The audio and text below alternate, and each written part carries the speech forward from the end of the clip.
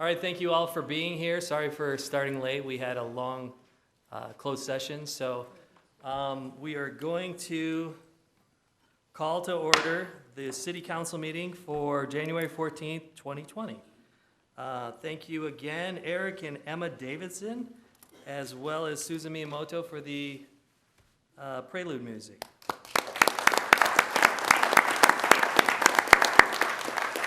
So we're going to start the meeting off with an invocation from our city manager, Aaron Adams, and then the flag salute is going to be done by my grandkids because this is my first meeting as mayor. So I'm going to have them do it for me. So please stand. Would you please stand? Please bow your head. Dear Heavenly Father, Lord, we give you thanks for this day. We give you thanks for the privilege it is to convene and meet as a local government body. We give you thanks for your sovereignty, your hand on the city of Temecula, its people. We give you thanks and we ask for wisdom and discernment for the city council, the city staff. We pray for protection of our first responders in all things as they continue to keep Temecula a safe city. And we just ask that you continue to guide us in 2020 as we continue to make good decisions for the betterment, enjoyment of our residents in the city of Temecula. And we ask these things in Jesus' name. Amen. All right. Now, please stay standing for the flag salute. Will you all join me for the Pledge of Allegiance? Ready? 1, 2, 3. I pledge allegiance to the flag of the United States of America and to the republic for which it stands, one nation, under God, indivisible, with liberty and justice for all. Thank you. Good job. That was 4 of my 7 grandkids. All right. Okay, Madam City Clerk, can I have a roll call? Yes, Mr. Mayor. Councilmember Ron? I'm here. Councilmember Edwards? Here. Councilmember Nagar? Here. Councilmember Schwank? I'm here. Mayor Stewart? And here. Presentations and proclamations. Today we have 3 presentations. First, we have the presentation of Ingoing and Outgoing Mayor and the TCSD President. I would like to thank Councilmember Nagar, I'm used to calling him Mayor Nagar, for his service as mayor for 2019 and present him with the Outgoing Mayor's Plaque.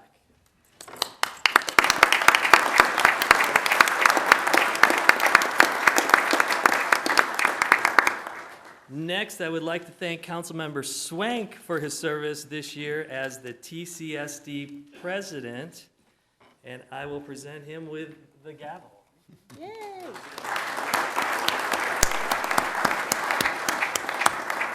All right. Next, we have a presentation of service awards. Oh. Do you want your plaque? Oh, yeah. I have a little something here for Mayor Stu, and I'll read it. It says, "In appreciation of your dedicated service as CSD President to the citizens of the City of Temecula for 2019. Congratulations." Awesome. Thank you. You don't have to use that gavel. You don't Mr. have to Mayor use that gavel. No. and Mr. Mayor, Yes. I have something for you. Oh, another one. Yeah. It's my honor as mayor for 2019 to present the official gavel to our mayor for 2020. Thank you. Then you got 3 of them. There's 3 of them. Right. Now I got 3 gavels to deal with. Okay. So now we are going to do our presentation for service awards to our city attorney, Peter Thorson, board member Peg Moore. Peter Thorson has 30 years of service, which we just celebrated our 30th anniversary. So the fact he's been here since almost day 1. So that's incredible. And then Peg Moore.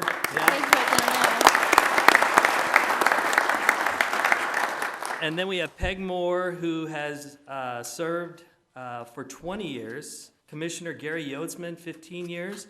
Board member Craig Puma, 10 years. And Commissioners Eric Wilson, Lene Truleo? Turley Trejo. Truly Trejo. Dale Borgensen, all for 5-year pins. And Marianne is going to meet you down at the podium and give them to you. Okay, so you have to tell me. You go. You have to tell me again. Okay. Sit down there. Yeah, see you right there.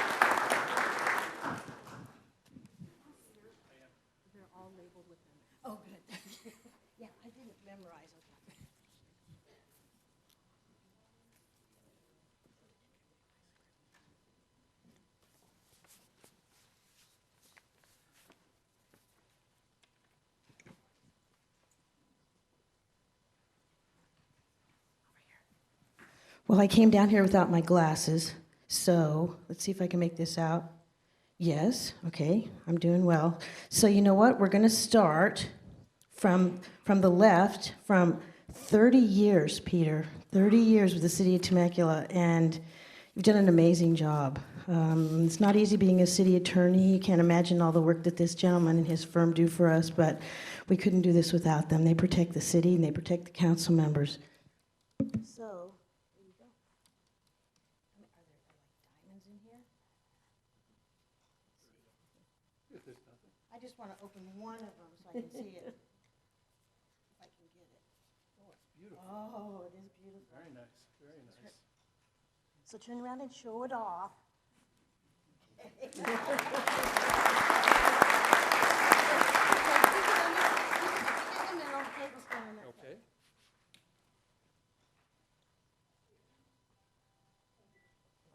Thank you, Peter. Thank you. Okay, so we have Lene and Eric and Dale. So come up. So this is commissioners. And so here's Lene. And I've known Lene since our school days, our PTA days when our kids were little, and our kids are not little anymore. So I'm so glad you're here to work with the city. Congratulations. It's gone by fast, hasn't it? Okay, and so there's Dale. And thank you. And there's Mr. Build Your Own Boat, cardboard boat champion there. His boat sank before it even left the dock, really.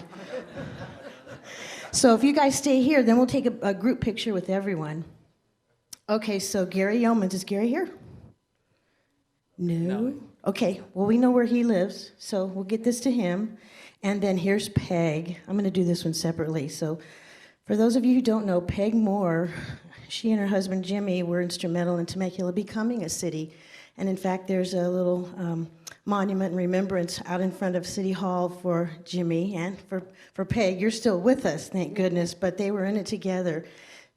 Really, Temecula wouldn't be a city without the Moores and those who got together and chartered and founded this city. So, first city council member. She was on the first city council. Yep. So thank you so much. And she's still helping us. Old Town Review Board. Old Town Local Review Board. So Old Town is well protected because Peg has a memory like you wouldn't believe. So she knows how far we've come, and she's great at preservation. So on behalf of the City Council, thank you. Would you like to say something? Thank you. Every minute has been enjoyable, and it has been such a pleasure to see the city the way it has developed, and I couldn't be more proud of the people who have done it. Thank you all. You did a great job. Okay, so Craig Puma, really? Mr. Old Town, Craig Puma. You spend a lot of time in the bank. I do. Yeah, and maybe even in the vault of the bank. I do. Right. So how long for Old Town? What, 10 years? Actually been in Old Town for 13 years when I bought the restaurant, the bank, 13 years ago. Yeah. So it's been a great run. I've enjoyed it, and people like you and all the people up here have helped to make it a great run, and the people of Temecula that appreciate the hard work that people do behind me, as well as the ones out there among us. There's so many people in this community that put so much into it, and the one thing I would say is that people think that some people in the bar that must be drinking think that our council, why is our council do this, why do they do that? They think they act unilaterally, and they don't. There's a lot of people behind them that bring them the information and the advice and a lot of stuff that goes into every project and everything we do. And we are not built, this town is not built by the council, it's not built by city staff, it's built by the community with everyone's help. And I'm really glad and really honored to be a part of it. So thank you very much. Well, you're welcome, and Craig really has pulled the merchants together in Old Town. Old Town is a precious, precious thing that we want to preserve and protect, and so it's doing beautifully, so thank you. So you want to get everybody together? Okay, so squeeze in. All right, are we ready?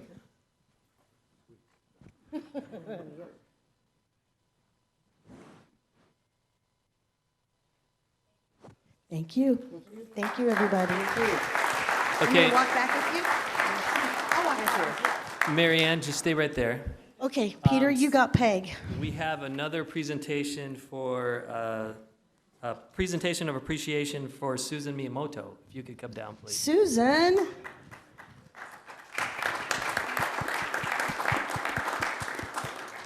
So we just want to thank her for setting up all the prelude music throughout the year. So thank you very much. I don't know how many people go to other city council meetings, and if they're local and they play music, it's because they copied us. We've had wonderful local musicians and students and children and guest musicians at City Hall, really for as long as I can remember.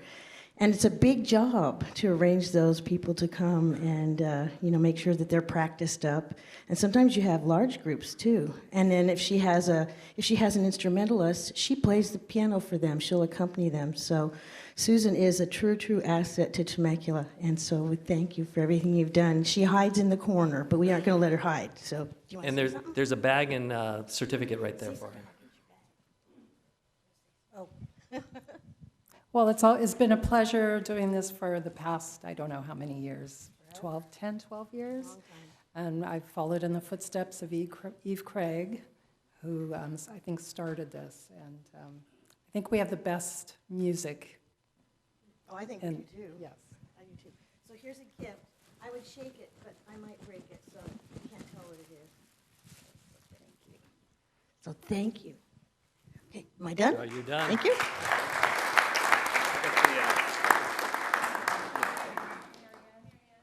Oh, pin.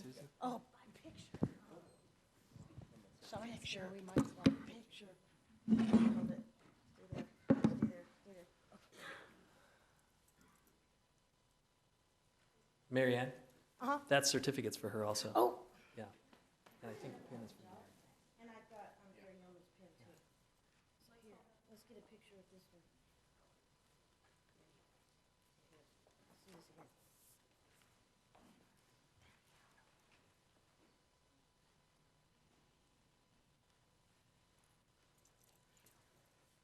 You think I'd never done this before? All right, Madam Clerk, do we have any public comments this evening? Yes, Mr. Mayor, we have 8 public comments on non-agendized items. Okay, can we have the video, please? Yes.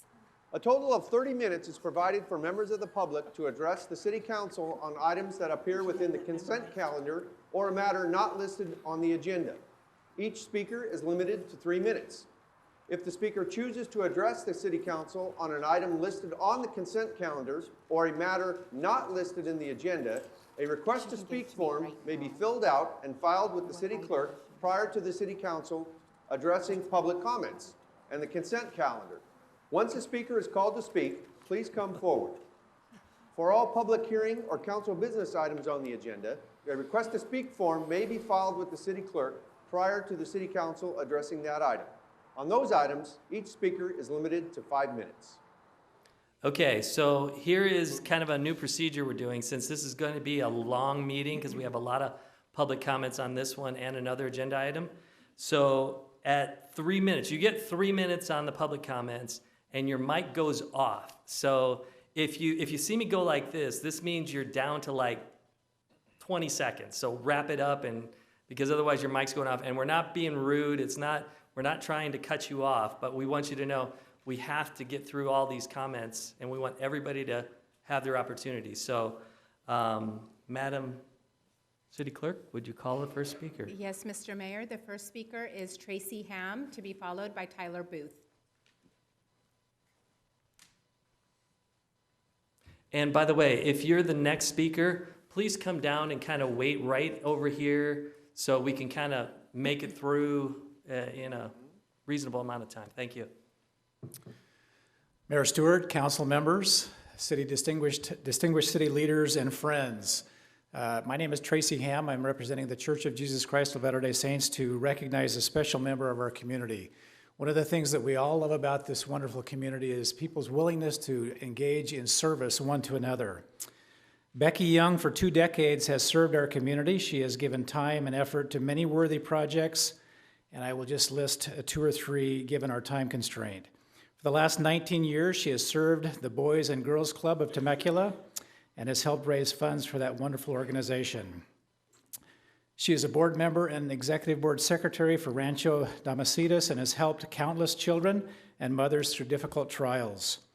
She has worked as a volunteer for the Debbie Chisholm Foundation for Cops and Kids, as well as Temecula Rotary. She's also worked with countless charities in our community by giving of her time and providing financial assistance. The Church of Jesus Christ of Latter-day Saints and JustServe.org would like to recognize Becky Young as the 2019 Just Serve Award recipient and thank her for her leadership and dedicated and selfless service to the citizens of Temecula. Becky.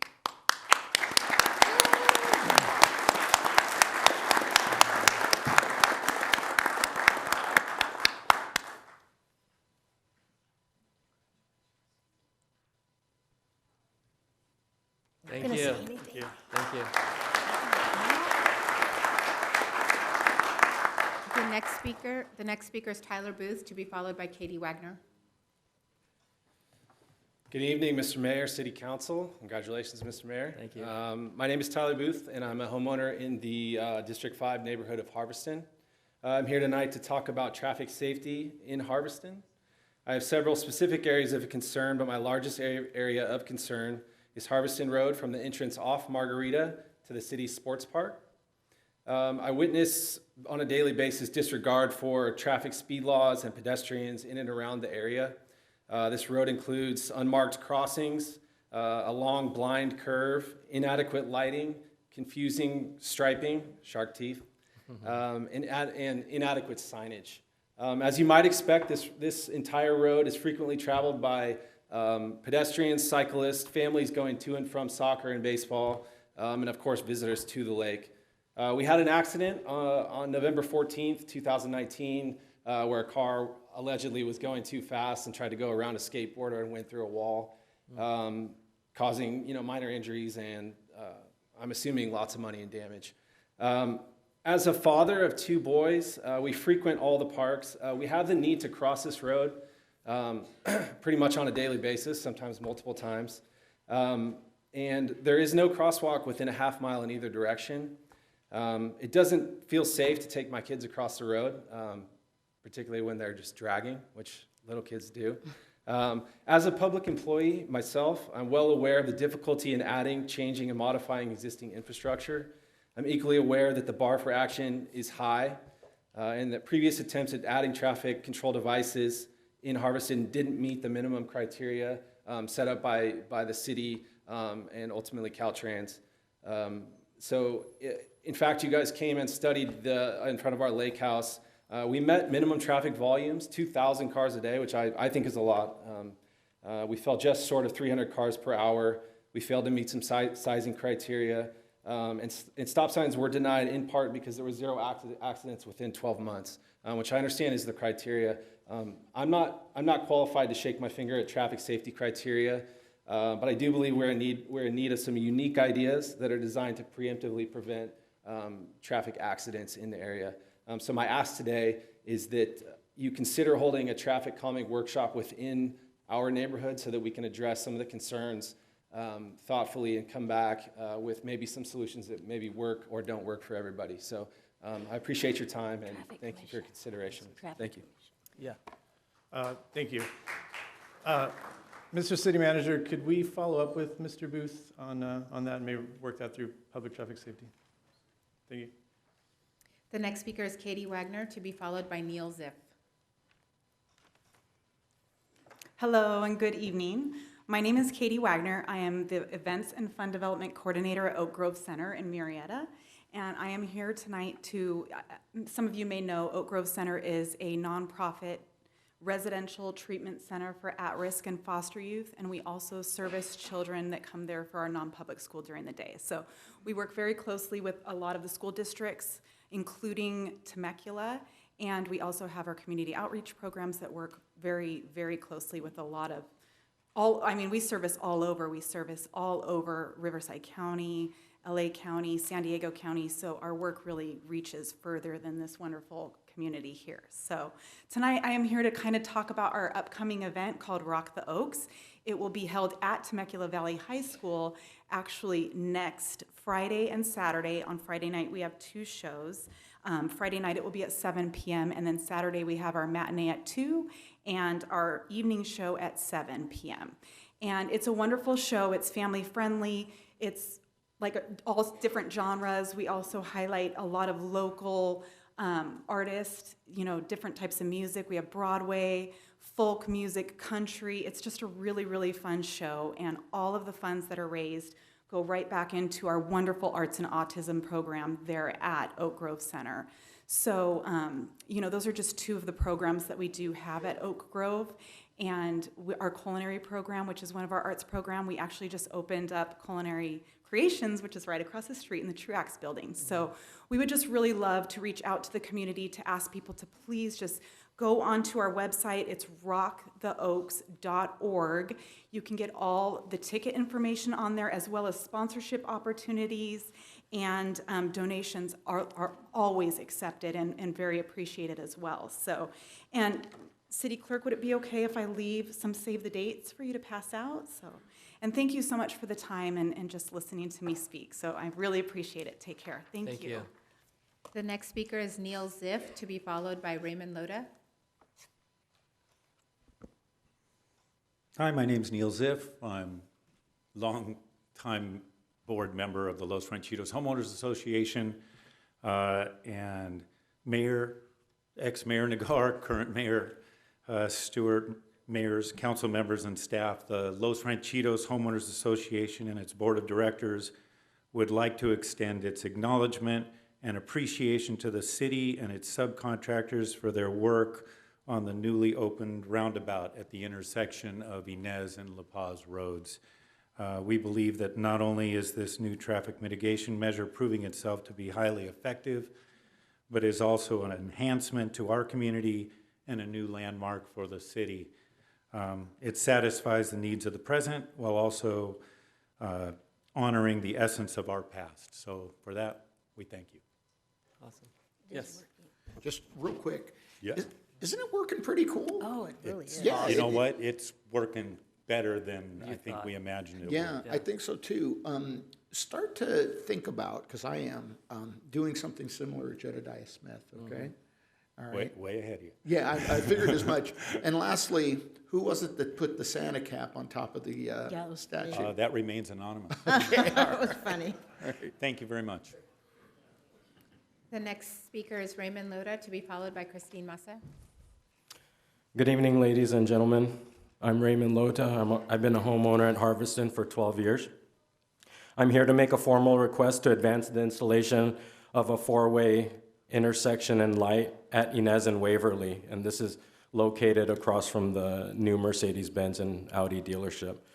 Currently, the intersection is a 4-way stop with a light scheduled to go in when the property adjacent is developed.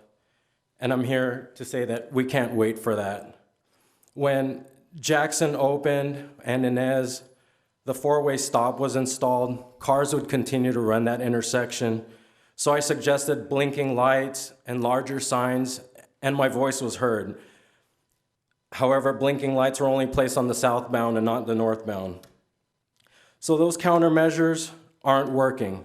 So how bad is this intersection? Well, near misses continue to happen. My neighbors continue to talk about being potentially T-boned. My wife talks about hearing screeching cars coming to a halt, almost coming to a head-on collision. And motorcycle cops, and to our men and women in uniform who keep us safe, thank you for hiding out on Waverly to go capture those who run the lights, because that's much appreciated. So there's inadequate lighting because this anticipated signal is supposed to have that required lighting as per design. So until that light goes in, we're not going to be able to get the illumination at that intersection. And the traffic study that's being done may not even account for the volume of commuters who's using Inez as a bypass. I have a 3-year-old daughter. I fear having her in the car and making that turn. I have a mom who comes to visit. I tell her not to make a left. I tell her make right because I don't want her to go down that intersection. So I'm here to make that formal request again, to advance that intersection ahead of that development before any of these near misses become a fatality. Remember, Temecula safe. Thank you. Thank you. The next speaker is Christine Massa, to be followed by Rick Vanderlinden. Good evening, Council. As she mentioned, my name is Christine Massa. I'm a 16-year Harveston resident. I'm also president of the Harveston HOA.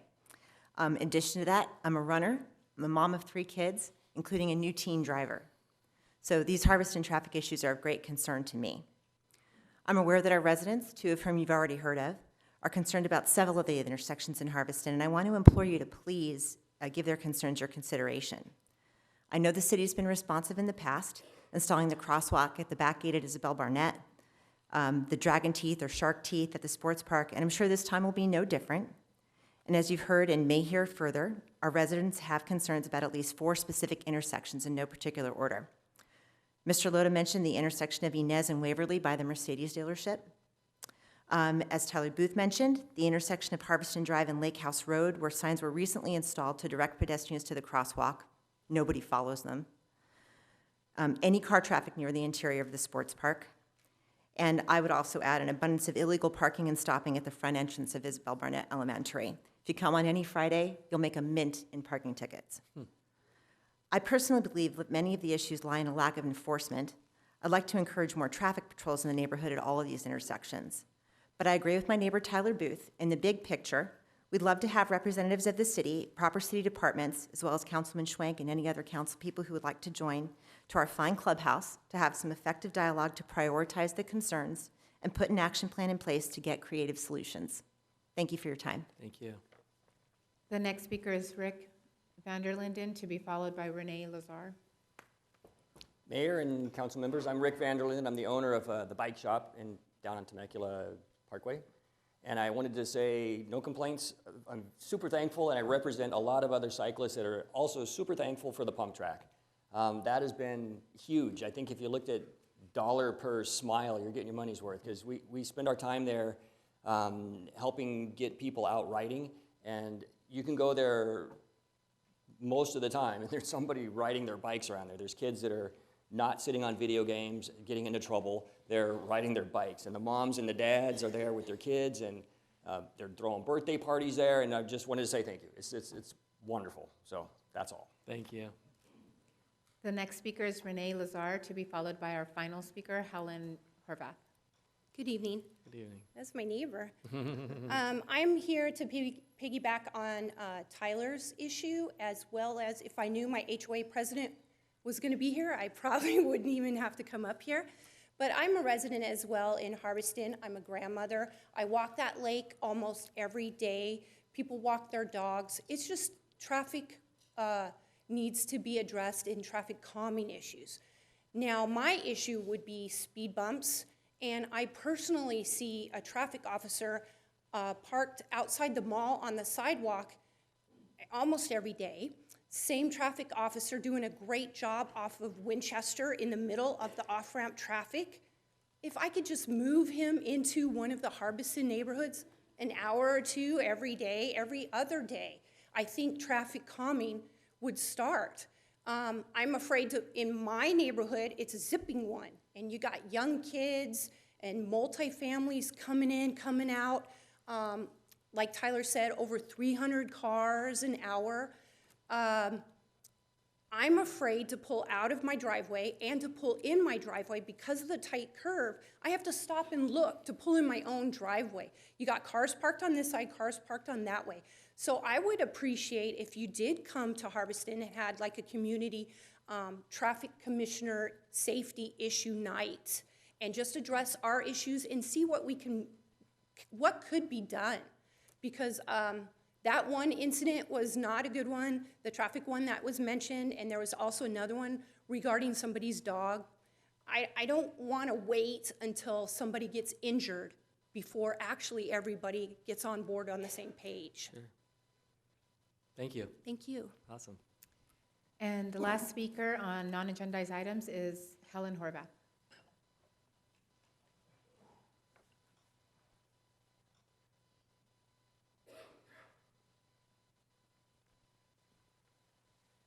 Good evening. My name's Dr. Helen Horvat. I am running for Congress for the 50th District.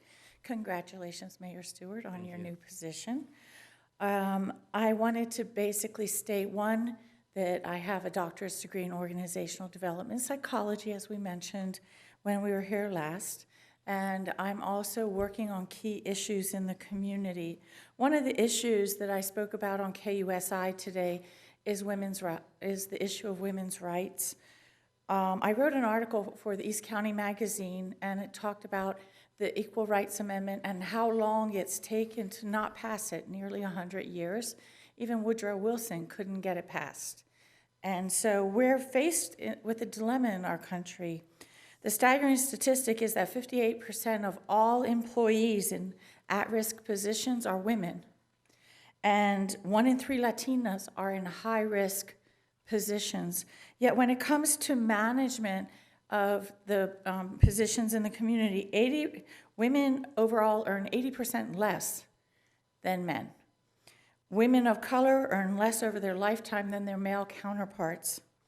Even when women of color are graduating at a faster pace than men.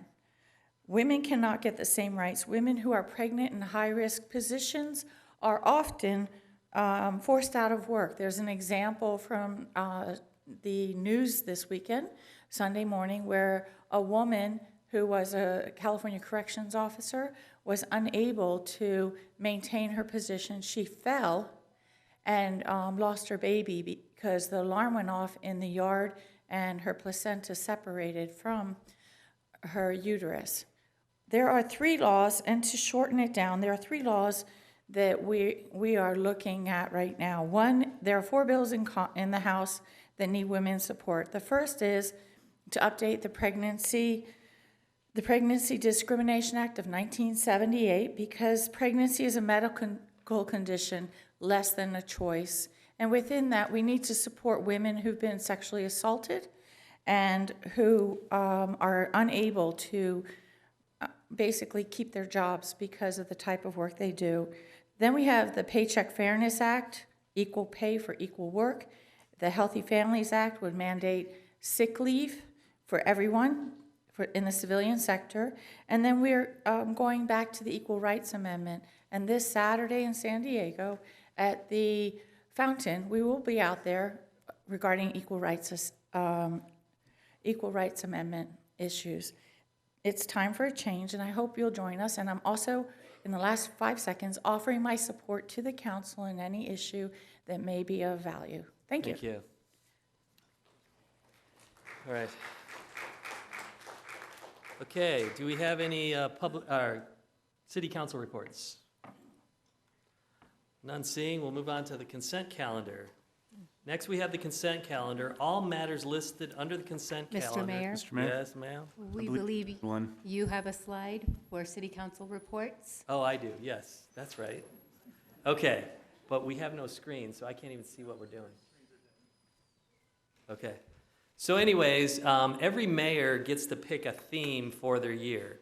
And I believe it started with Mr. Comanchero, Temecula Has Heart.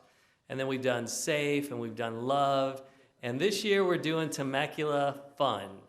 So as president of the Community Service District, I became very aware of all the activities the city puts on to basically allow our citizens to enjoy not only themselves, but their families and their friends. And so that's something we're going to highlight this year. For me as mayor, it's going to be Temecula Fun. It's all about family, friends, and fun. So that's our 2020 focus. And so we've got a couple events and contests that are going to roll out throughout the year. So be looking for that. We can, I think up there, I can't see the screen, but at the bottom you can see, you can actually go to the city website and follow what's going to be coming up Temecula Fun-wise. So that is my public comment, or council comment. So. Thank you. All right, now we're on to the consent calendar. So next we have the consent calendar. All matters listed under the consent calendar are considered to be routine, and all will be enacted as one roll call vote. There will be no discussion of these items unless members of the City Council request specific items be removed from the consent calendar for separate action. Item number 1, waive reading of standard ordinance and resolutions. Item number 2, approve the action minutes of December 10th, 2019 and December 17th, 2019.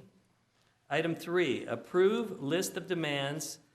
Councilmember Schwank, I understand you'll be abstaining due to a $20 reimbursement related to a holiday parade, and your abstention is noted. Item number 4, approve the city treasurer's report, October 31st, 2019. Item number 5, adopt ordinance 1916, amending section 8.28.210 of the Municipal Code regarding stormwater discharge, second reading. Item number 6, approve the annual boards and commissions handbook for calendar year 2020. Item number 7, approve annual legislative platform for calendar year 2020.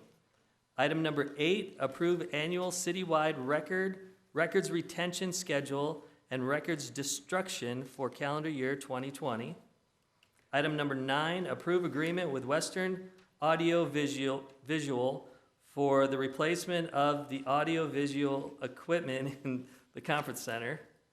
Item number 10, approve purchase of bike legends from Enos Flint, Inc. Item number 11, award construction contract to Marina Landscape, Inc. for the expanded recycled water conversion project, PW 17-29. Item number 12, approve non-exclusive commodity agreements with All American Asphalt and Main Street Signs for fiscal year 2020 through 2024. Item number 13, approve projects specific maintenance agreement with the California Department of Transportation, Caltrans, for the Santa Gratuitous Pedestrian Bicycle Trail and Interconnection, PW 08-04. Can I get a motion to approve? I'll second. Okay, it's been moved and seconded. Please vote. We can't. So are we going to roll call vote? Oh, there it is. I got no computer. Our screens are now dead. Okay, we'll go ahead and just take a voice vote. Councilmember Ron? Yes. Councilmember Edwards? Aye. Councilmember Nagar? Yes. Councilmember Schwank? Yes. Mayor Stewart? Yes. All right, so that passes 5-0. I'm now going to recess the city council meeting for the scheduled meeting of the Community Service District.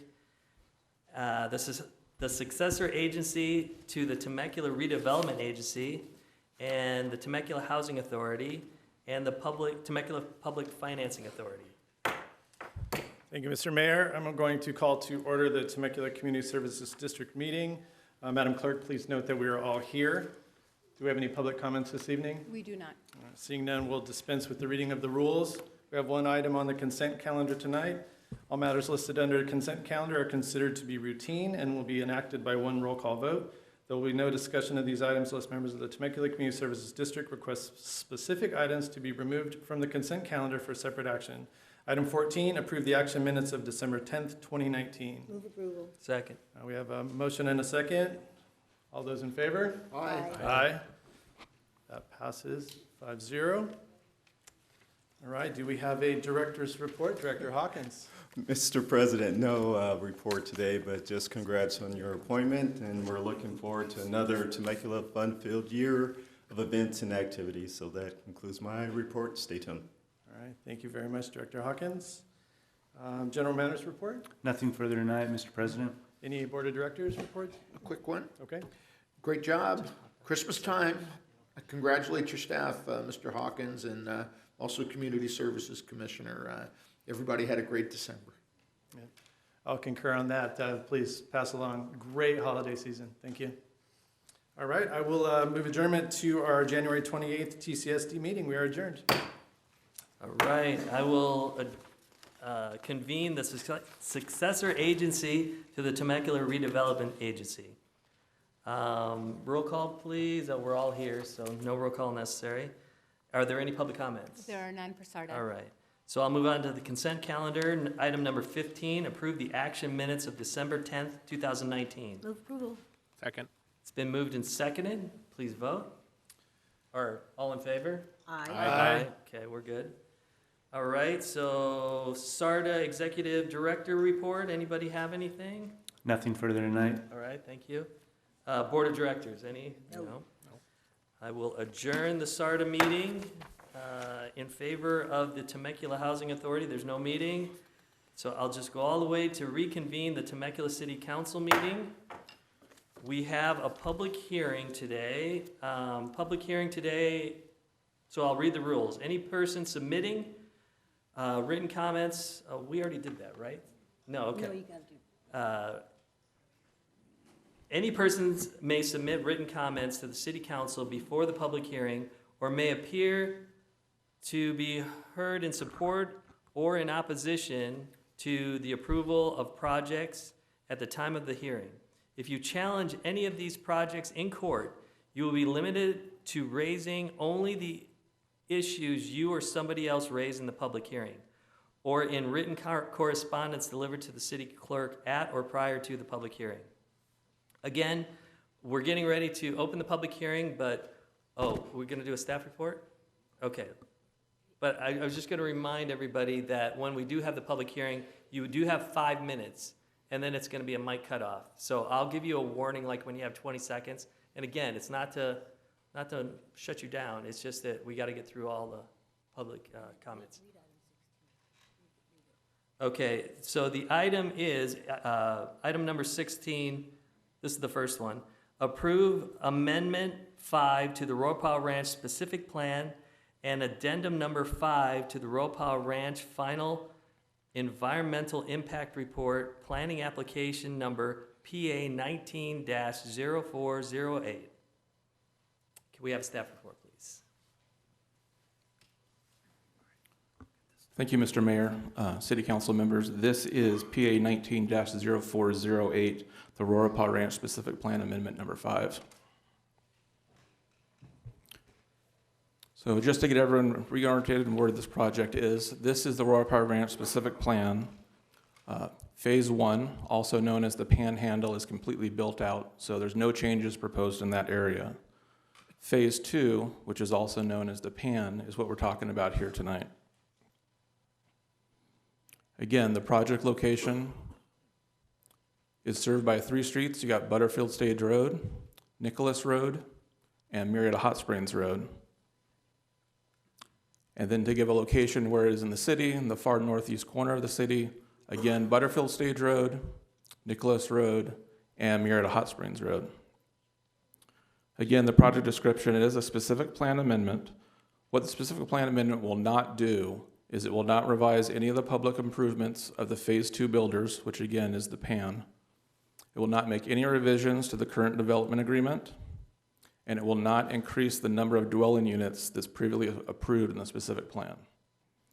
What the SPA will do is it's a rear yard setback reduction only if planning areas are developed as age-qualified homes. As well, it's added language regarding the Municipal Services Community Facilities District. A little bit of background on the project. 2002, the Aurora Powell Ranch Specific Plan and the Environmental Impact Report were approved by the City Council. Since then, the specific plan has been amended in January of 2005, February 2006, March 2016, and January of 2018. Wanted to give you guys a little bit of status on what's going out. So Aurora Powell Ranch Phase 2, the PAN is also, as you guys know, is called Somers Bend. We're out there working. If you guys go out there, great grading operation. So we have tentative maps for 939 single-family homes that are approved. Also, home product is under review for 246 of those single-family homes. The park and ride has been approved. The recreation center has been approved and is under construction. The Aurora Powell Ranch Sports Park will start construction in March of this year. Loop Road, which is also called Somers Bend, is 90% paved. The sidewalk around Loop Road, Somers Bend, is 50% complete. The street lights for that road are installed, and the street trees will be installed by the end of this month. And then also, we have an aerial for everyone to see of the actual operation. This was taken middle of December of last year. So a little orientation here. This shows Butterfield Stage Road, so we're looking east at the project site. And then this is Station 95 in the bottom right-hand corner. So you can see the pads, you can see the channel, you can see Loop Road or Somers Bend that's being installed. So they're out there grading every day that there's not weather taking place. So getting to what the specific plan amendment is about. A rear yard reduction from 20 feet to 10 feet in planning areas 18C, 20A, and 24, which are low medium density lots that have 5,000 square foot minimums, and that's 137 lots. Also, a rear yard setback reduction from 15 to 10 feet in planning areas 22 and 23A. Those are medium density lots of 4,000 square foot minimum and 122 lots. Those reductions are only permitted if a planning area is developed as age-qualified homes, which is 55 years of age or older. And each of those lots would be controlled by a deed restriction. Wanted to show you the planning areas for the setback reduction. So in the bottom right-hand corner in the red, those would be the lots being reduced from 20 feet to 10 feet. And then on the bottom left, from the 15 feet to the 10 feet. In terms of the Municipal Services Community Facilities District, the following language has been added to the specific plan. Phase 2, again, which is the PAN, will be annexed into Municipal Services Community Facilities District. It incorporates planning areas 28 and 29, which are the former school sites, into the Community Facilities District number 16-01. The Temecula Valley Unified School District has relinquished those sites, and they'll no longer be developed as schools. Those parcels will also be annexed in the CFD upon issuance of a building permit. In terms of the environmental determination, we did do an environmental impact report addendum. And on November 20th of last year, the Planning Commission did recommend approval of the project. With that, staff recommends that the City Council adopt the proposed Planning Commission resolutions, recommend the City Council approval of the project, and adoption of Environmental Impact Addendum number 5. That concludes staff's report. I'm here for questions. The applicant team is here for questions as well. I do have a question. So the age qualifying, we're talking basically senior community, correct? 55 and older. 55 and older. How many units are they planning to build? The last that I was informed is 259. That's awesome. Okay. So that'd be 259. They're allowed in Rorapa Phase 2 to build 1,506 units. So 259 is the first batch. And that's going to be the senior qualified? Yes. Got it. I do. Yes, Marietta. So I just want to clarify, you showed an entire page of improvements that had been completed already, and there's not even one home in there yet. So the ring road was one of them, and I saw it flash by very quickly. Did I see a traffic circle in that ring road someplace? There's 3 traffic signals. Yeah, I thought so. Yeah. That's okay. Thank you. Mr. Mayor. Yeah, Luke, I've asked you this before, but I think it's good to ask in public. Part of the improvements is Nicholas Road, and I know that's related to unit count, and I think it adds some discretion on your part. What are we thinking? That discretion is actually on the Public Works Director's part, but do you want to take that? Sure. The applicant is working on that project now, the extension of Nicholas Road. One of the big parts of that project is to construct a culvert crossing for where Nicholas Road will cross San Gratuitous Creek. They've submitted applications for the environmental permits for that project and are working with the resource agencies right now to obtain those environmental permits. We're guessing that should occur within, I'm going to say 6 to 12 months, and they will then complete the improvement plans, and then the project will actually be turned over to the city to construct that using the funds from the CFD. So that's the plan. If I had to guess, I would say that could be done in, say, 18 to 24 months. Thank you. All right, anybody else? All right, so are we... May you open the public hearing? Oh, yes, so we're going to open the public hearing now. Do we have any speakers? Mr. Mayor, on this public hearing, you do not have any speakers. You're welcome to close the public hearing. We just closed the public hearing. So now, council discussion, is there any? Mr. Mayor? Yes, sir. Just a couple of comments. First, I'm going to go ahead and move the item for discussion. Okay. And, you know, a lot of people say, you know, why are you building more houses? And a lot of people say you should do infrastructure before development. Just to let everybody know, as staff indicated, this was approved back in 2002.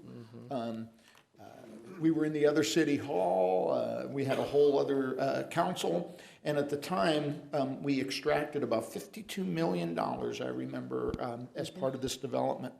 What's interesting is just about all of the improvements, and Marianne, you alluded to that, our community has been enjoying before the houses have gone in. If you've gone down Butterfield Stage Road, if you go down to Butterfield Stage Road in Rancho, California right now, you'll see that road being widened. That's all part of Auropa Ranch. Butterfield to Marietta Hot Springs Road to Winchester, all part of Auropa Ranch. The fire station, all part of Auropa Ranch out there, and open in the year of Temecula Safe, I believe. Just wanted to bring that to everybody's attention. It's just a matter of information. Very good. So it's been, is someone moving the item? I second. Okay. Mike moved and I second. All right, so it's been moved and seconded. Please vote.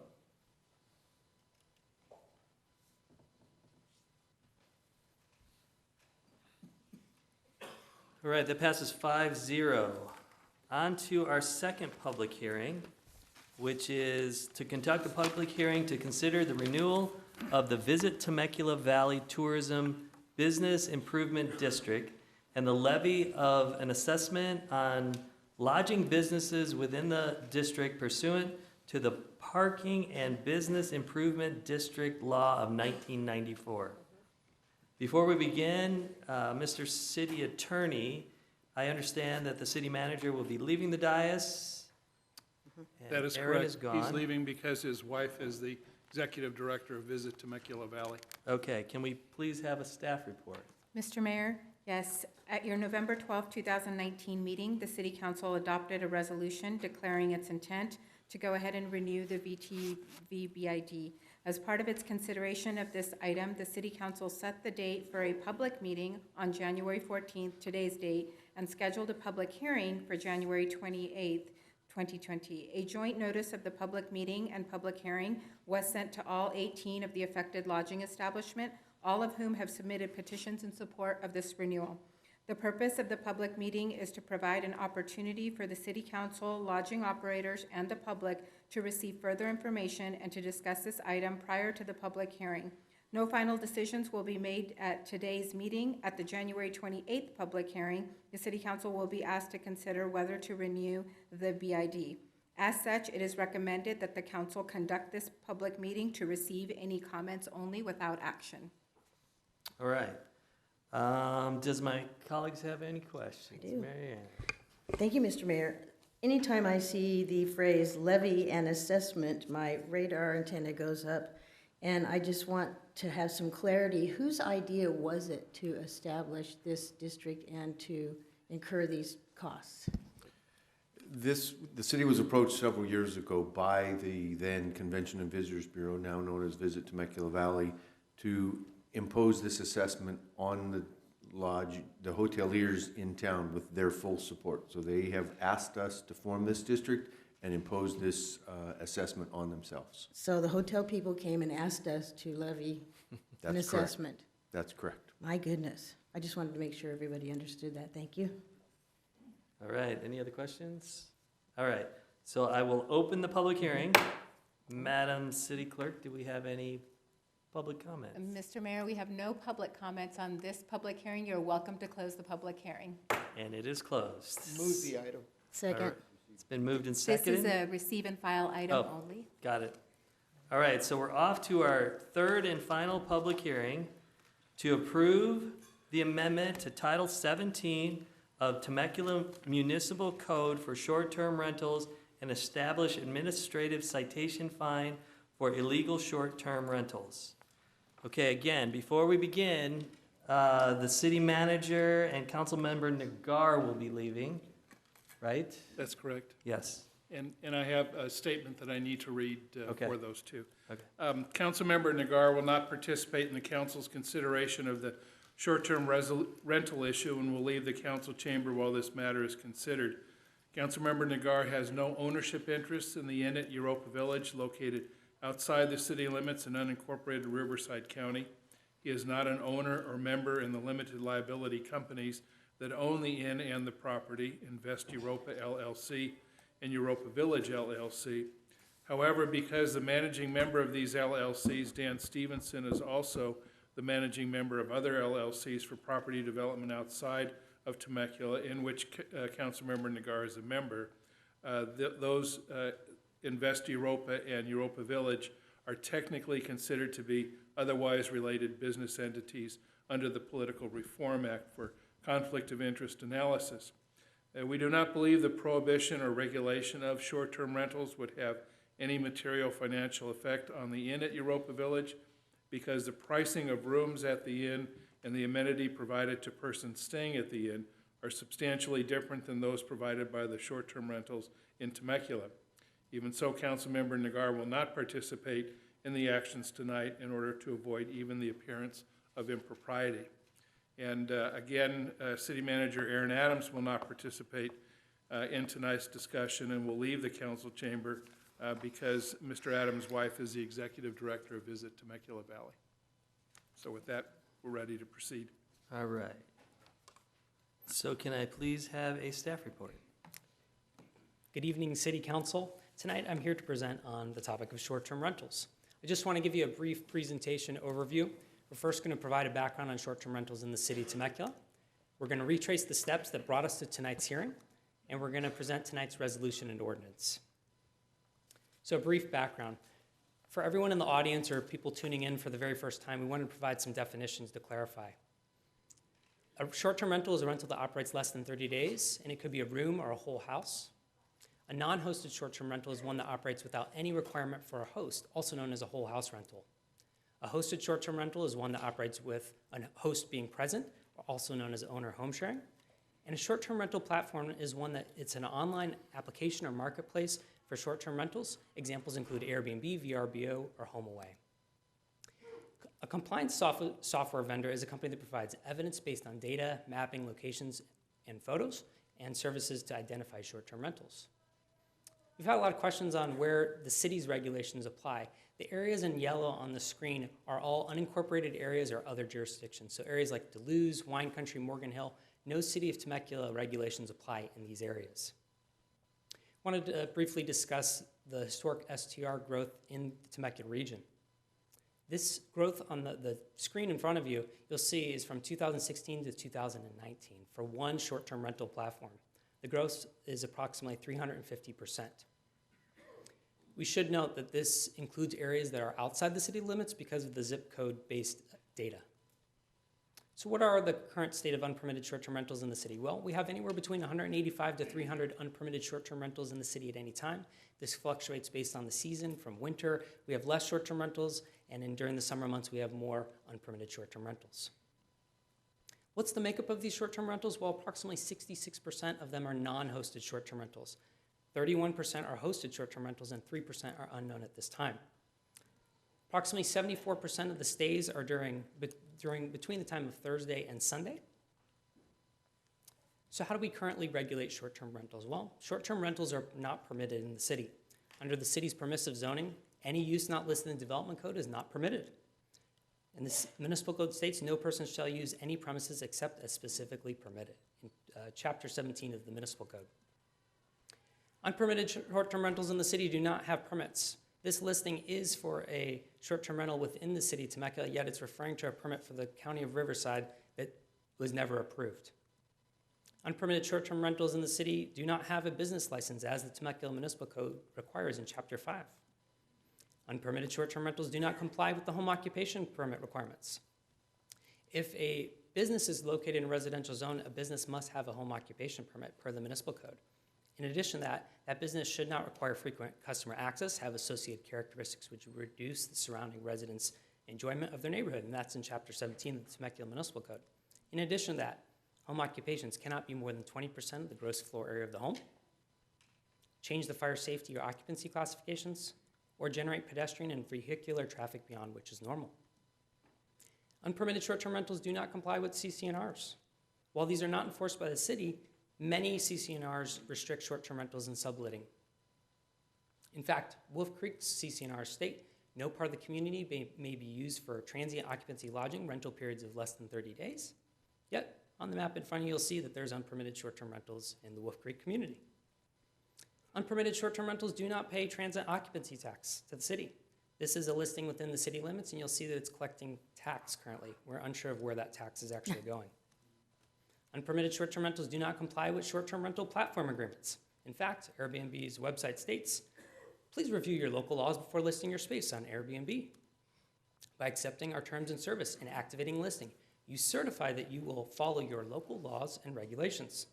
In addition, that says, an accommodation will not breach any agreements you've entered into with third parties such as homeowners associations, condominiums, other agreements, and comply with all applicable laws, such as zoning laws, tax requirements, and other rules and regulations, including having all required permits, license, and registrations. VRBO and HomeWay says the same thing. In addition to that, we have some developing issues on the statewide level. Cities are under increasing pressure to generate additional housing units. Cities may face fines or severe penalties for noncompliance, and short-term rentals remove important capacity from the city's housing stock. In addition to that, reducing housing stock may warrant additional state action in the future. So as a recap, unpermitted short-term rentals do not have a required business license to operate. They do not have the required home occupation permit. They are a legal commercial business operating in a residential zone. They are not permitted under the city's existing permissive zoning. They violate CC&Rs in a majority of our neighborhoods. They're not paying TOT, and they violate the terms of service for the platforms that they're using.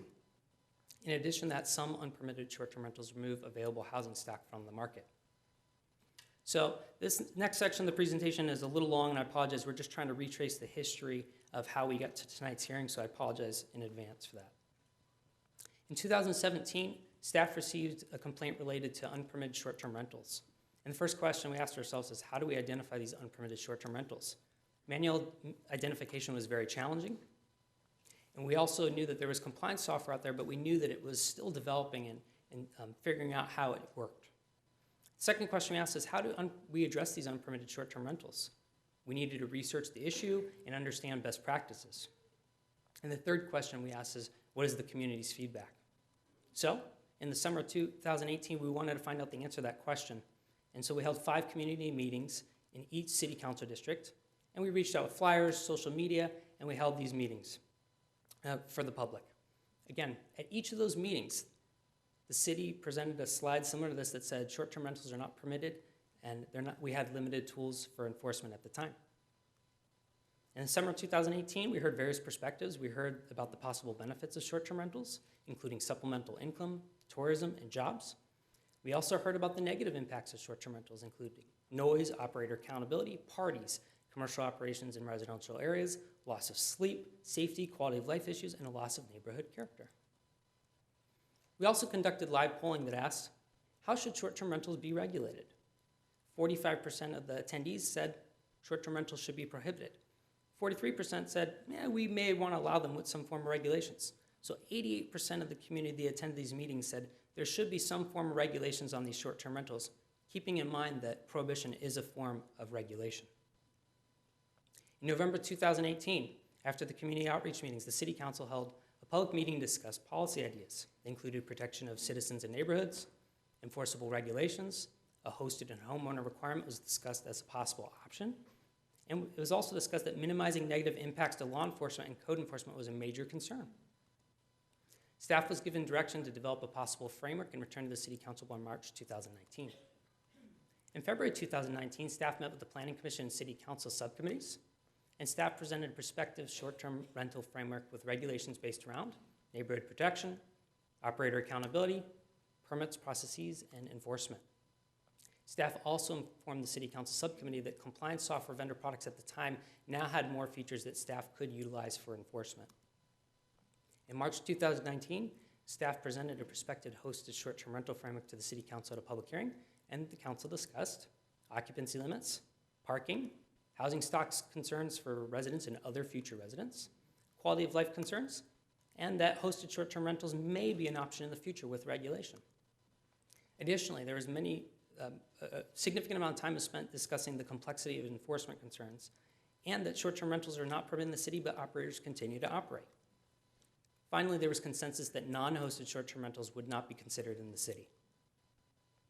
Council then provided staff with direction on 3 different items. The first was the City Council directed staff to enter into agreement for a compliant software vendor. The City Council directed staff to increase the fine structure to $1,000 for unpermitted short-term rentals. And the City Council directed the subcommittee to further discuss hosted short-term rentals. So in April, we did that. Staff met with the Council subcommittee, and the Council subcommittee discussed hosted short-term rentals. Concerns were raised about starting a hosted short-term rental program and not being able to discontinue the program, because in the city of Anaheim, permitted short-term rentals were grandfathered after litigation. Staff was directed to brief the council subcommittee on the results of 1 year of enforcement after using the compliance vendor and new fine resolution, and staff was also directed to bring the fine resolution to the Planning Commission and City Council at that time. In June 2019, we went to the Planning Commission, and they recommended adoption of a proposed ordinance that added a definition of short-term rentals so that the increased fine could be specific to short-term rentals. We added short-term rentals to the residential land use matrix as a prohibited use, reaffirming the existing prohibition. And we also, as a reminder, these short-term rentals are already currently prohibited under the city's permissive zoning.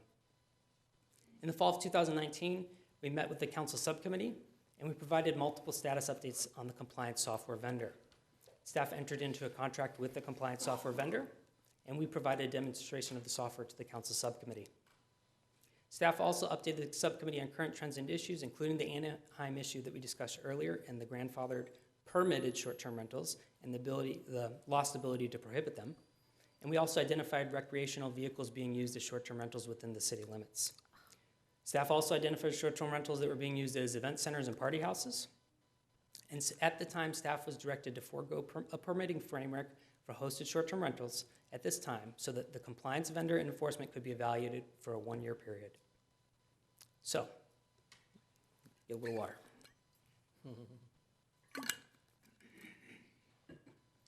For tonight's resolution and ordinance, the first part of it is that the proposed fine resolution does the following. It adds the ability to fine unpermitted short-term rentals $1,000 per day. In order to specifically fine short-term rentals, we need to define them with an ordinance update. And while updating the code, we also added short-term rentals to the land use matrix, reaffirming the prohibited use. Again, as a reminder, they're not currently permitted under permissive zoning. In addition to that, we provided a definition. I'm not going to read this verbatim, but essentially a short-term rental shall mean the rental of a dwelling in whole or in part for a period of less than 30 consecutive calendar days. Before tonight's hearing, we conducted significant public outreach, including maintaining a dedicated website, conducting a survey, conducting live polling. We attended real estate broker presentations. We maintained an email list of over 230 subscribers.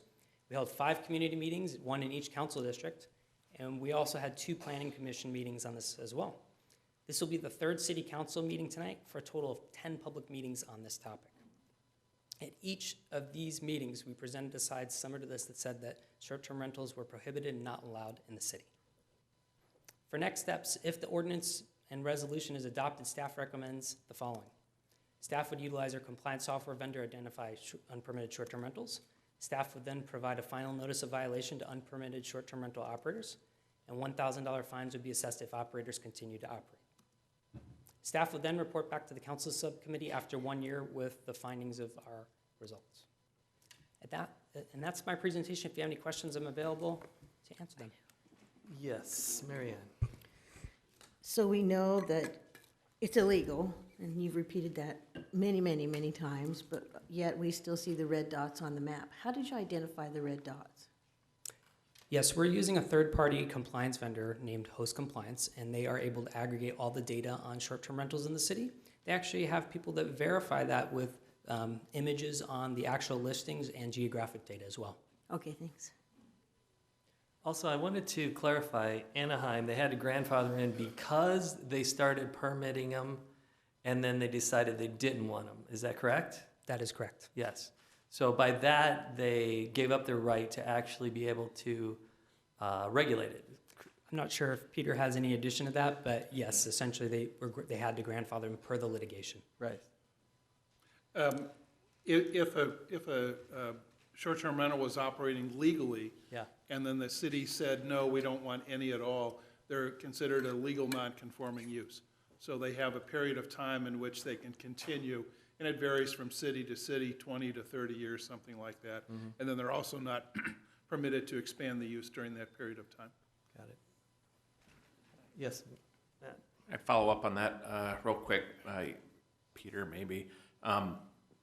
Without any clear sort of changes in the legislation, then the courts have kind of decided that they're in effect taking away local control, right? So despite your, because some of these communities, especially Anaheim, had passed some of this with, I think, the idea in mind of having a pilot project or pilot program to see whether or not this would fit in the character of their community.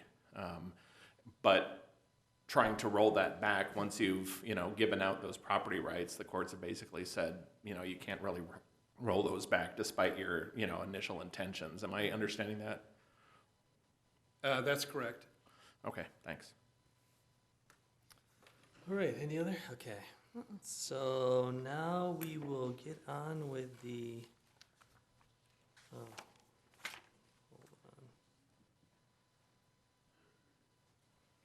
Okay, Madam City Clerk. Oh, no, I'll open the public hearing.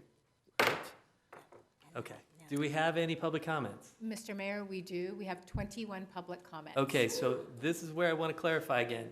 When you're called and you're next in line, please come up to the front row or the second row here so we can make the process as fluid as possible, because we're going to be here for an hour and a half going through all these. So feel free to say, yeah, I agree. They don't want yeah, so avoid doing this and just creating, if you like what they're saying, go like this. That still tells us that you're in favor of whatever they're saying, instead of making a lot of noise, and then we have to kind of quiet it all down. So just kind of maybe wave your hands or something. Right. All right, Mr. Mayor, the first speaker is Ashley Guzman, to be followed by Sue Kaplan. Yeah, please.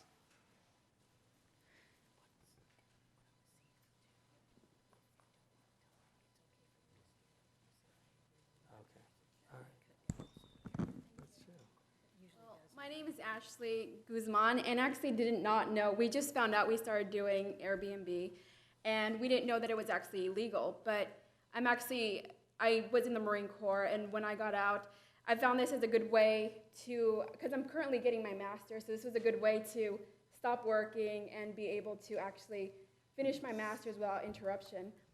But like I said, we just found out this was illegal, and it's very unfortunate because it's a home I've owned since I was 21 years old. So I definitely thought that it was a good way to supplement our income. Yep. So. I get. Yeah. Oh, go ahead. We just found out through the presentation that the city didn't allow it so beforehand. So it's definitely news to us. We weren't trying to break any rules or regulations, but with that said, we do think that it's our house and we should be able to rent it out for as long or as short as we see fit. Obviously, once again, we didn't know that it was illegal to do it. So I'm not sure there's anything that we could say, because we found out today this meeting was going to be held. But like I said, it's helped me get my master's. After I used my VA to get my bachelor's, I've been paying for my own school without financial aid from the government. So without leaning on the government for any money, in this way making it for my own home, I thought this was fantastic, not relying on anyone else. But yeah, what could we say? So I guess that's all we had to say. All right, thank you. Thank you. The next speaker is Sue Kaplan, to be followed by Donna Cole. Good evening, thank you. I too did not know about this meeting until a few days ago, but I do want to mention that we have a couple issues. We do have an Airbnb. We've operated it as a host. We're always in attendance at that Airbnb. But we also have a property that we rent, and someone signed a contract. All the fees were paid. They came in for one night and moved back out again. and we would have been fined. I think the finding is a bit of a slippery slope to be able to monitor and regulate. And I think some of the issues are in the host aspect of the Airbnb, because when you're on site, you have a lot more control in that area. The other part of it is this: we are empty nesters, so this is an asset that we personally own, pay taxes on, and have always paid our taxes. So we would like to have that option to utilize our own home as a host there, because I won't let anybody stay there unless I'm there, right? So that's part of our deal, is that we believe that a hosted home is a much different deal. And when they come in for one night and they are supporting Old Town Temecula, they're coming into the wineries, they're improving the economy here in the city, which we've been here 15 years and we love Temecula.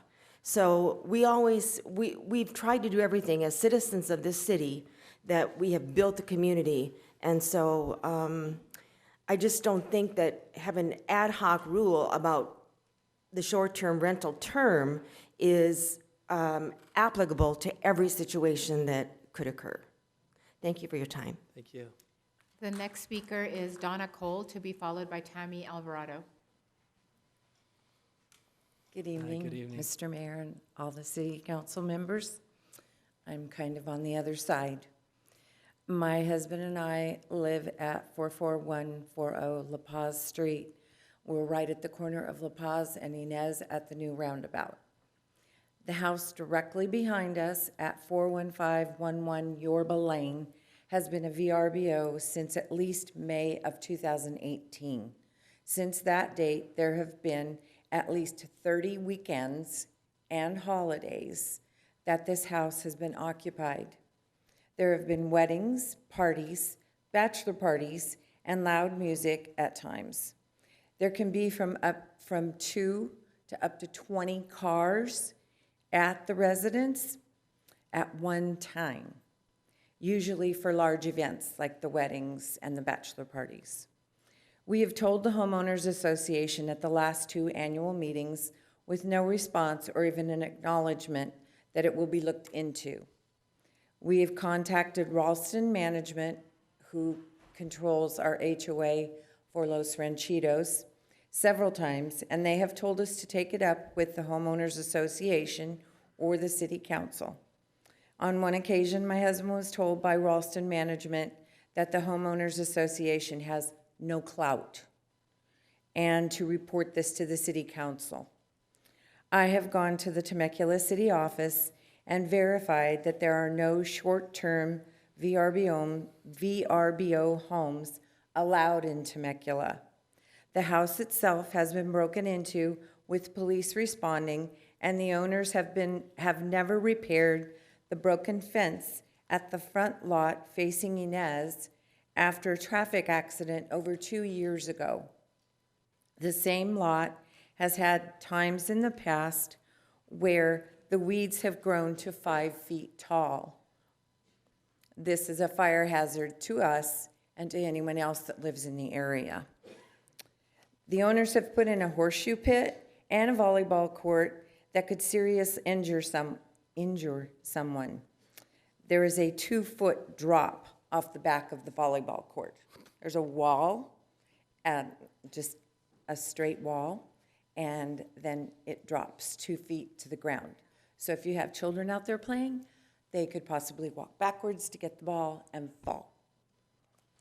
If the owners wish to rent this property out, then they need to do it on a full-time basis, not just weekends, from Thursday to Sunday and holidays. We have kept a log, and I have copies of it if you'd like to look at the dates that people have rented this home since May of 2018. Thank you. Thank you. The next speaker is Tammy Alvarado, to be followed by Doris Luth. Hello. Hello, Mr. Mayor, City Council members. I've been to all the forums and all the City Council meetings. I have 4 illegal STRs in our neighborhood.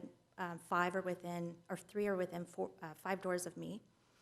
On the city website, it says that Temecula is composed largely of single-family residential neighborhoods. These neighborhoods are building blocks upon which the quality of life is enjoyed by all Temecula residents, based on preserving the desirable characteristics of quiet, calm, safe, family-oriented neighborhoods is a high priority for the city. This is no longer the case in my neighborhood. Our neighborhood is unsafe. We have a police report where they've noted that an innkeeper has called them due to an STR transient doing something in their home. All the homes are vacant except for one. She only lives there part-time. So we have 6-bedroom homes. They're, excuse me. They advertise 16+ people. They advertise parties. They often have 10 to 20 cars. I've sent you all photos of buses, booze cruise vehicles, over 25 people littered in the streets and the sidewalks. We've called the police numerous times, 2 a.m., 3 a.m., 4 a.m., because they hang out in the backyard at the fire pit or the jacuzzi, and they're on vacation. We're not on vacation. This is our home. We have to wake up in the morning. We have to function. We have to be productive citizens. And it's hard to do when you're under stress, when you're under anxiety. I can't leave my home. I can't enter my home without feeling anxiety, because what's going to be around the corner? Who's going to be there? I don't know. I can't check Megan's Law to see if there's a criminal there. One of the STR owners rented to a criminal unknowingly. They had identity theft. I provided you with that information. They stole a driver's license and a credit card, and they rented their short-term rental. So it's bringing an element into our communities that otherwise we would not have.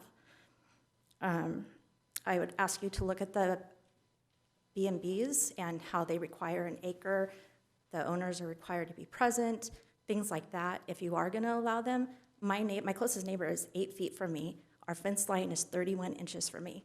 So if they're having a party, they don't own one, but say they did, and they have a party in the backyard, I'm going to have people 31 inches from my building coming and going, making loud noises. They're not fundamentally compatible with a residential neighborhood. There are places for them, but not in any of our zones 1 through 5. Temecula hotels do pay the TOT tax, and it goes into a general fund. Half of that goes to the city, and half goes to the Visit Temecula of Tourism, supporting the city as a whole, and they also provide infrastructure when needed. This is not true of STRs. Their TOT would go to enforcing them, and it's actually going to probably cost the city money, as one of the previous mayors has stated, because we do have to get software, we do have to pay extra code enforcement and so on. We have more and more of these popping up because the city has yet to make a determination in writing that this is what it's going to be. And some short-term rental members are on social media saying that the city has not proven that they're illegal, so yes, you can have one.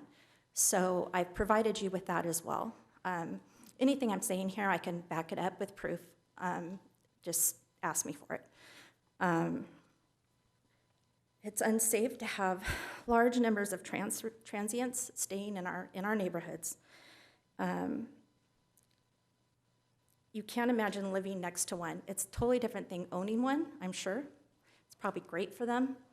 But for every house surrounding that short-term rental, in all directions, it is a nightmare. That's been my experience. So I just hope that you, after dealing with this for over 3 years personally, I hope that you put something, either harsh restrictions or banning them in writing, so we can finally start enforcing them and getting our lives back. Thank you. Thank you. The next speaker is Doris Luth, to be followed by Glenn Bosworth. I'm not being rude. I just got a cramp in my leg, so I'm standing. That's okay. I thought you were standing for me. No, right, yeah, there you go. We told you being mayor was hard. It's okay. Anyway, good evening, council members, city officials, and Mayor Stu. Congratulations. Thank you. My name is Doris Luth. I've been a Temecula resident for 30 years. I've been to all the meetings, all the ones at the school, most of the city council meetings. So if you remember me, you know that I'm against the STRs. Oh, see, I wanted to. I'm not going to rehash all the reasons why. I think you've heard them all before, the reasons why we don't want them as residents, because we want to preserve our friendly bedroom community, like what Tammy said is on the website of Temecula. So I'm calling on you to protect us citizens and to either ban them or severely restrict them.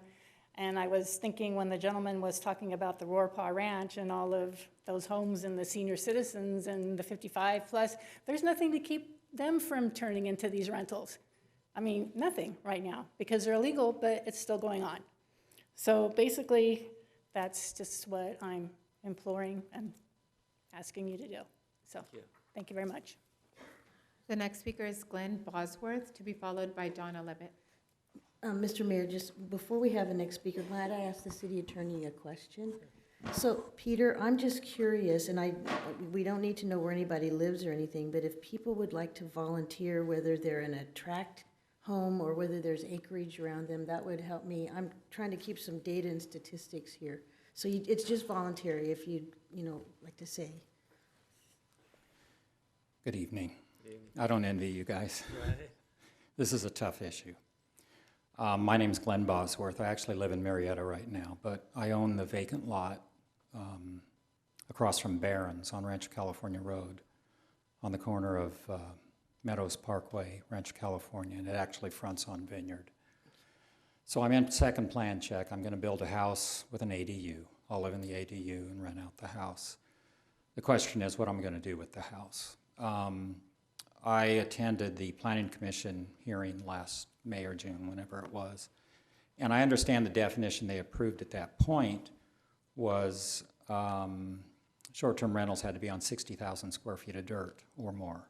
No, that wasn't short-term rentals. It was bed and breakfast. Bed and breakfast? Correct. Okay, thank you for the clarification, because I was confused. Right. And I consider myself reasonably intelligent, but so I was confused. Okay, so the bed and breakfast, which you can obtain with a conditional use permit, and you're on 60,000 square feet or more. So the rest of us are limited to owner-occupied properties that could rent out on a short-term basis. Is that how I'm reading the ordinance? Okay, so this is a complete banning of... It's never been legal. I understand. Yeah. I'm not arguing, but I'm trying to interpret what I read out there this evening, and that's been my first draft. And there seems to be some confusion over hosted short-term rentals versus non-hosted. So my question is, are hosted short-term rentals allowed or not allowed? You'll get the answer when probably we're discussing. When you discuss it, council okay. discussion, yeah. Okay, fair enough. Yeah. You know, my whole business since I was 19 was real estate. I was selling real estate at 19. I had a C21 at 22. I was a land act manager for KB. I worked for Paul Garrett. I built a bunch of houses, and now in my retirement gig, I do home inspections, and I'm building a house here to live in. Real estate's changed in the last 45 years, which is my involvement with real estate. And what we're seeing is alternatives, and I think you guys have to be aware what the alternatives are. We're seeing sober living homes with 12 people in them. We're seeing travel nurse homes with, who knows. We're seeing Airbnbs. We're seeing true bed and breakfast. And it's kind of like the hole in the dike. You plug that hole and two other holes come out. And so I really sympathize with the property owners. I don't want to build a house and have to live with all this crap going on with parties and marijuana and who knows what else. That's not how I live, and that's not how I expect anybody else to live also. So I don't know what the answer is, but I know that you've got to consider what the alternatives are. And I guess I'm in favor of, I also see people, this gentleman and his family are here. They spoke at the June Planning Commission meeting, and they have a legitimate business that they have, and certainly he has a need. But there's got to be a policing. I agree with the policing aspect. I believe that there's got to be limits as to people who can live there. For example, the house that I'll be building is a 3-bedroom, and I was going to limit it to 2 people per bedroom, 6 people. I would not allow anything more. And I think there has to be a reasonableness on both sides. And I would encourage both sides to start being reasonable. We can't have 10 to 20 people coming in on weekends and causing all this pain and suffering that homeowners who are raising their families and living in the neighborhood are being subjected to. So I sympathize with you. Good luck. I'll live with whatever you come up with, and I'll figure out how to make money on my property. So thank you for the time. Thank you. The next speaker is Donna Levitt, to be followed by Neil Ziff. Hello, I'm Donna Levitt. Good evening. I too live in Los Ranchitos, so we have acreage, a couple acres, and we have livestock, and we move there. Our home is where we go to relax and unwind and not have to worry about the neighbors. And we have wonderful neighbors, by the way. The whole place is great neighbors, but we don't want to go home and have to listen to, like, if we have horses and we have our livestock, and then you have all these people next door. How are we gonna relax? How are we gonna, if you want to be in a neighborhood, it's because we want to have neighbors. We don't want to have somebody that just comes for a couple nights or 2 or 3 weeks and leaves. We want neighbors. We want stability. Let them go somewhere else. Maybe they could make whole neighborhoods of those, but I'm totally against it. All right, thank you. The next speaker is Neil Ziff, to be followed by Erica Garbe. Mayor, City Council members, Neil Ziff again from Los Ranchitos. Here's both a 20-year resident of Los Ranchitos and also as a, good Lord, 16-year member of the board. We appreciate what you are trying to accomplish here. The verbiage and stuff is a little bit difficult for us to decipher. As I listen to a couple of other of our neighbors step up, Donna Cole specifically is correct. They call us and we say, we've got no power. And we don't. I mean, we do not have code enforcement powers, and so we look to the city for that. And opportunities such as this, to speak to you directly, to go to your meetings, we encourage them. There is not a board meeting that goes by that this is not an issue that's discussed, and we discuss how to address it through our management company and as individuals. And we encourage all of our residents to get on the phone, call. Just keep calling the city, keep calling code enforcement, keep saying we've got a problem. We're hopeful now that after you've had this process and you've got a new fining schedule, that you're able to enforce it and that you've got the resources to adequately enforce it. There's a huge number. A couple of quick things. We're a little concerned about the bed and breakfast situation in our community. We are over that 60,000 square feet in a lot of cases. I'm not sure how our CC&Rs work within the city regulations, if our CC&Rs continue to trump as a corporation. I'd like to hear some discussion on that if possible. And we would also, just short-term rentals are short-term rentals. I don't care whether they're hosted or not. It all comes down to the host. Yeah. At that point, we're not necessarily comfortable with anything other than what you've been suggesting, a complete, ban. So thank you very much. All right, thank you. We look forward to hearing more discussion. Real quick, Peter, so does a CC&R, can a CC&R restrict over top of the city regs?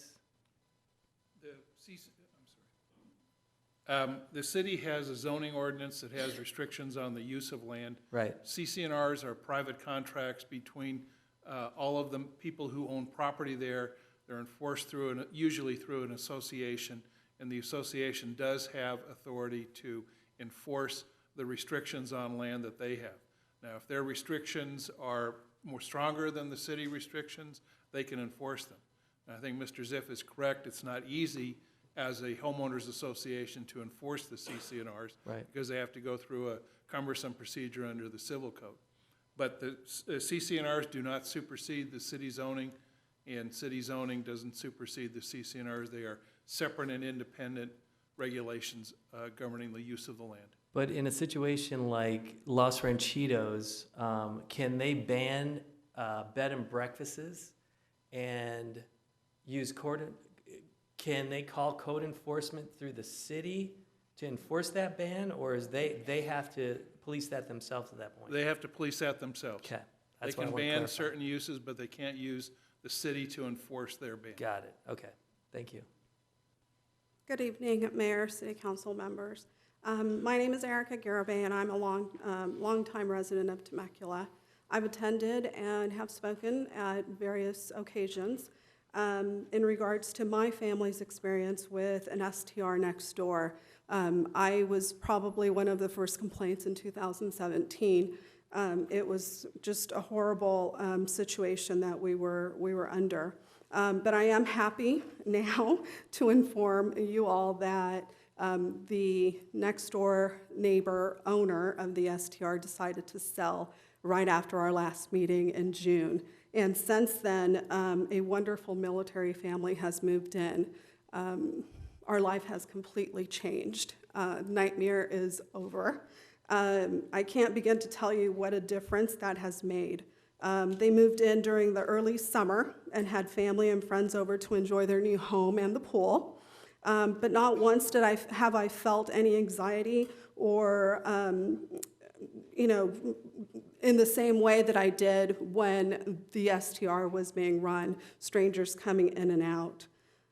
The new neighbors have children now enrolled in the local schools, as we do as residents. They also shop locally, as we do, and they too are looking for a better quality of life in Temecula. We have had no issues with nuisance, parking, strangers, code enforcement, or police department calls. I haven't even picked up the phone at all. My family, as well as others in the neighborhood, are once again enjoying the quality of life that Temecula offers. Thank you for addressing this matter, since it continues to impact others in our community. Although I no longer live next door to an STR, I do think about those that currently do in other neighborhoods, those residents that continue to deal with the challenges that STRs bring. I also worry about the current homes for sale in our neighborhood or in other neighborhoods in Temecula that may turn into STRs as investors continue to purchase homes with the intention to convert them into STRs, making it difficult for families who are seeking to purchase homes and join the community. Please consider the importance of preserving the quality of life in Temecula, the safety of our neighborhoods, and the family-friendly community that we appreciate as we choose to live here. I really hope that you consider banning. I understand that there are two sides, but living in this community for such a long time and going through this period of 2 years of just horrible experiences, I would really want you to consider it a ban. Thank you. Thank you. The next speaker is Maizano Torricelli, followed by Mike Mason. Marcelo? Okay, Mike, you're up.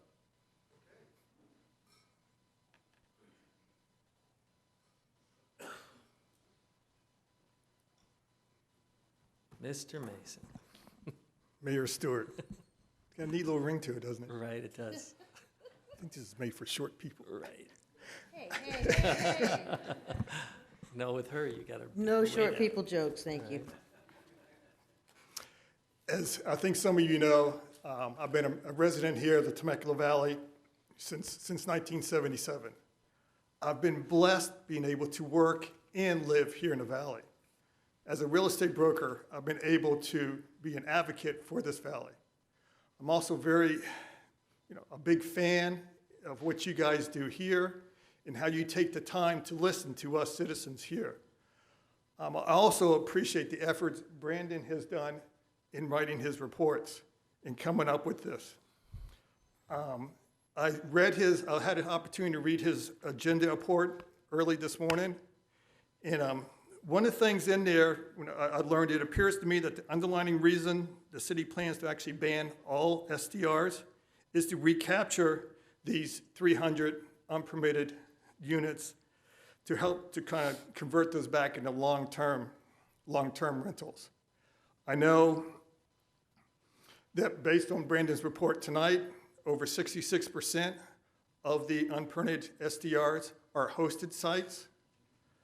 I think by banning all, you will not be able to recapture that many at all when it comes to convert them to long-term rentals. Actually, 66% were unhosted. The other, it was like 33%. Did I get that inverted? You got it flipped around, yeah. It's the non-hosted that was 66%. It's what I wanted to believe. Right, exactly. But I appreciate that. Yes. And I get corrected, I get humbled on a daily basis. But my ask here simply is just a request, when there's this upcoming amendment, is that you actually carve out hosted sites, and let's get a policy to address just hosted sites. Because my heart goes out to the people who live to these party houses. And I know that, you want to feel safe and secure in your own home. Right. And that's all I asked for tonight. Thanks, Mike. The next speaker is Vicki Hawkins, to be followed by Nero Segal. Vicki?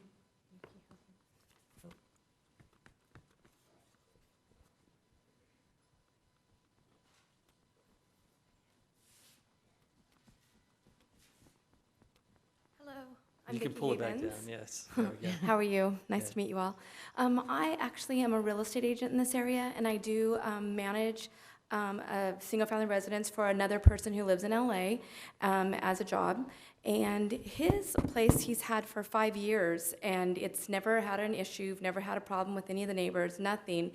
It's a 3-bedroom that he rents out to 6 people max, 2 per room. And then him and his wife come down here about 2 weekends a month, and they enjoy it. So it's not like it's always rented all the time, but if he were to not have that, he would just, probably end up selling it because there would be no extra money for him to come down and have his rental. With that being said, we have rented that house by the month over and over and over again to neighbors who've had family that's come out, or if they've had problems with the house, needed to remodel. And so it's always been a really nice going thing for him. And so I'm here today just to say that, think about some of the people with regulations. It could be a really good thing for people. If it was regulated right, you guys would make money, because he's never, ever had an issue. Never a cop called, never a bad tenant, nothing, but it's just ran properly. So I'm just saying, think about that. Thank you for your time. Sure, thank you. The next speaker is Nero Segal, to be followed by Alexandria De Rossi. Hello. Hello. I'm short. I'm Nero Segal. I am a realtor in the area. I also manage Airbnbs. I have one out in wine country and one out in town. And I have absolutely no complaints from my neighbors because I am very, very strict with my policies. And a lot of it has to do with management of the Airbnbs. My neighbors love them because most of the time nobody's there. And when they want to use the driveway, when they want to have extra trash, I say, go ahead, because December was very slow and everybody had a lot of trash. I said, use it, I pay for it. Mm-hmm. And they all have my number. So I think if you have regulations and everybody, if you have a good manager, it works. And if you give your number out to all the neighbors and say, hey, here's my number. If you have a problem, don't call the police, call me, and I will be there. I have cameras in the driveway. As soon as I see more than 2 or 3 cars, bam, I'm on them. We have a camera in the backyard. If they party, I know. I have a camera by the front door. I know exactly how many people are coming in, and I watch it. I don't sit there and watch the cameras all day, but when I see them check in, I see how many people are going in, and I know how many are going out. So it's all about monitoring. And there's some devices that are out there that you can monitor the noise level in the homes. And I also wanted to point out that it's not just the vacationers that come here to use our Airbnbs. it's families that are living in town. Sometimes they want to stay in this, if they have a flood or a fire, they want to stay where they live so that their kids can keep going to the school that they're in, and their dog and cat and everybody can be together. They don't want to be in a hotel if they have a family of 6 and they have to get 3 rooms, or they have little kids and they don't allow dogs or cats and then they have to board them. So all of those people, where do they go if you ban them all? So there's got to be some middle ground that we can do so that you can regulate it and still allow some. Maybe do what Santa Monica did, allow not to have more than 1, maybe more than 2, something. But that's my suggestion. Thank you. All right, thank you. The next speaker is Alexandria De Rossi, followed by James Bicos.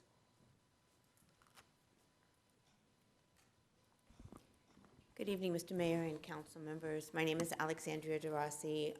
I'm a homeowner, and I do participate and rent my home out through both Airbnb and VRBO. My property is in the Santiago Estates. We are on 2.37 acres. My neighbors rent my house out. We're in a small cul-de-sac. They've rented my house for graduation parties, when their family members have had to come into town for a funeral, etc. I agree with those that are doing this. We have cameras in the front and the back of our home. I consider our property hosted. I drive my husband, who is the next speaker, crazy because I have to monitor. I want to check driver's license. I want to know that the person that signed up to rent my home is the person that they say. We don't allow any more than 10 people in our property. It's a 5-bedroom, 3.5 bath. We have a noise monitor. And, you know, I think that if we, instead of banning all STRs, but if we work together with you and the council members to regulate this, I'm willing to, you know, make us get a permit, make us have certain insurances, make us work with your security and patrol services. And I'm for it and don't want to see this banned. Thank you. The next speaker is James Bicos, to be followed by Lou Barrios.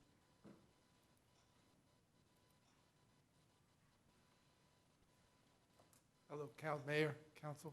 I just want to say that, yeah, in all working together and trying to come up with something, and other cities have done some grandfathering, I think, where if you want to stop from expanding too much, there can be some grandfathering, something we can work together with. I think it's all about responsible homeowners. You have obviously some people that aren't responsible, and they just rent their place out to anybody for parties and stuff. Yeah, you're going to have those. I think with some regulations and some, you know, way to have complaints and stuff verified, I think there can be something done with a cohesiveness, because you have other people saying that it's part of their income, part of it making their house payments, part of, you know, became part of their lives, going to school. It's something that we're, you know, we can all somehow come to some type of an agreement with the people that are responsible doing this. You know, we really take care of the property. We take care of who's renting it. We take care of, we notices, we make them sign contracts that there's no parties. There's no, you know, after 10 o'clock, you know, you can be on the patio, but you can't have loud noises or have, you know, huge gatherings. And our property's fairly big, most than others, so we have plenty of parking. But usually, it's like she said, we only have, you know, maximum of 5 bedrooms, 10 people, and that's our limit. And it's controlled, and it's watched, and we tell them we have cameras. We tell them we have a noise monitor. We tell them this, and it won't be tolerated. So thank you for your time. Thank you. Can I ask a quick? Oh, hold on one second. Mr. Bicos, is it? Yeah, Bicos. Second. All right. Maybe it's just an amazing coincidence, but I'm pretty good at picking up on patterns. You're wearing red, and there's a lot of folks here who are doing the same. Yeah, we're wearing the red too. So how did you all know to come here to wear red? Is that because I appreciate the visual impact that has in the council chambers? Yeah, no, we all had a meeting, and we all discussed this in a group, and I know there's like 300 to 500 people that do rent, but there's a small group of us that are concerned, that are, and the group that I've talked to and the people, we're very due diligence.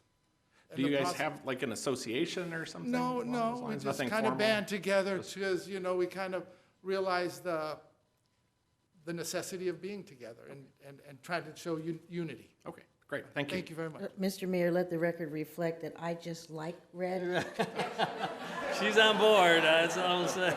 and I wear red at least 3 or 4 times a week. That's just every week I wear red 3 or 4 times a week. All right. So the next. Thanks a lot. The next speaker is Lou Barrios, followed by Rick Reichel.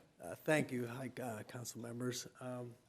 I just want to say that I support short-term rental, and all that you've heard in the past, it's basically the same thing that I support. So I'm going to defer my time. Thank you. Thank you. The next speaker is Rick Reichel, to be followed by Andrea Abrego.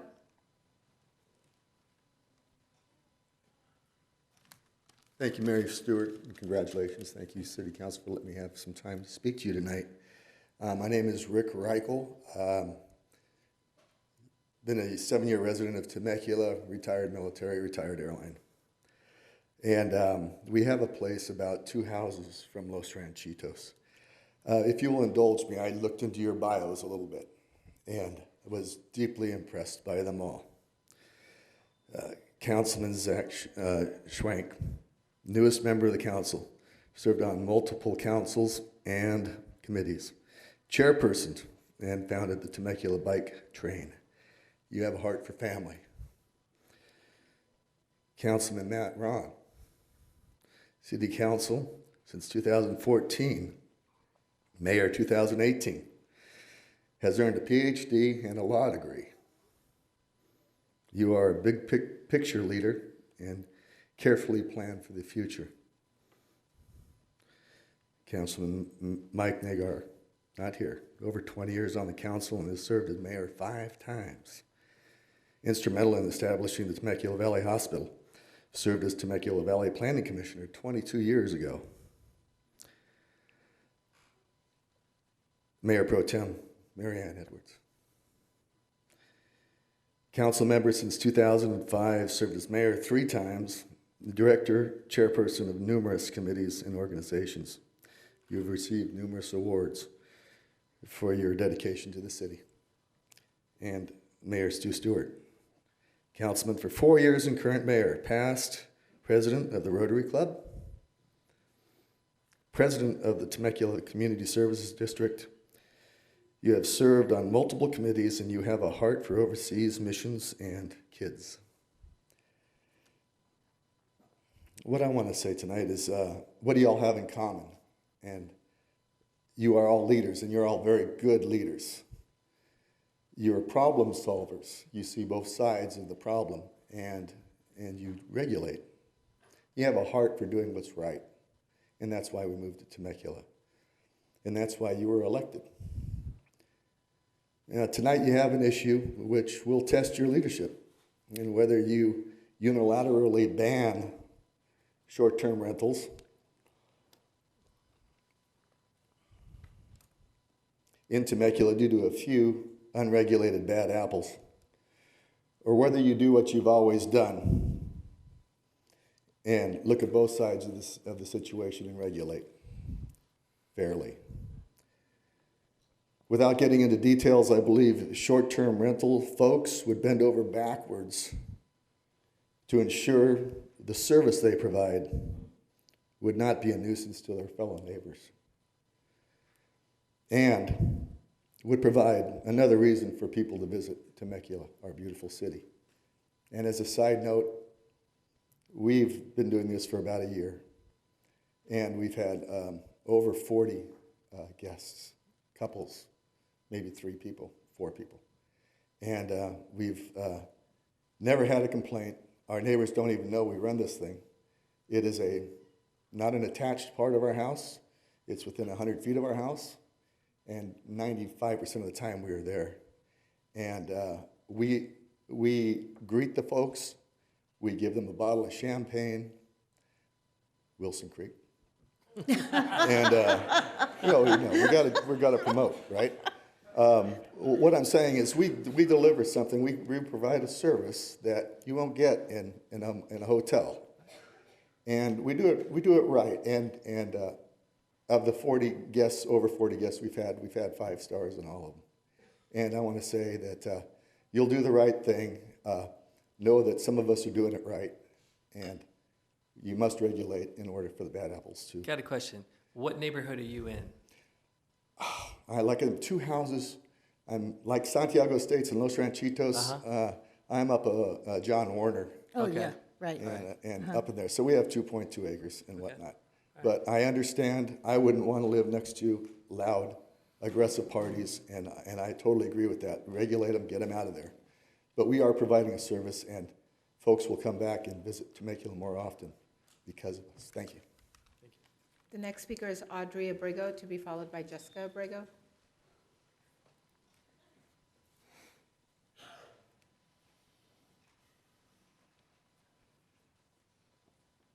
So the plan was for me to go first and for her to follow up. So is it okay if we switch it? Is that okay? Yeah. Okay. Audrey, come on. She's going to hang out with me. Yeah. You want to tag team this? Sure. Okay. She had no choice. My name is Jessica.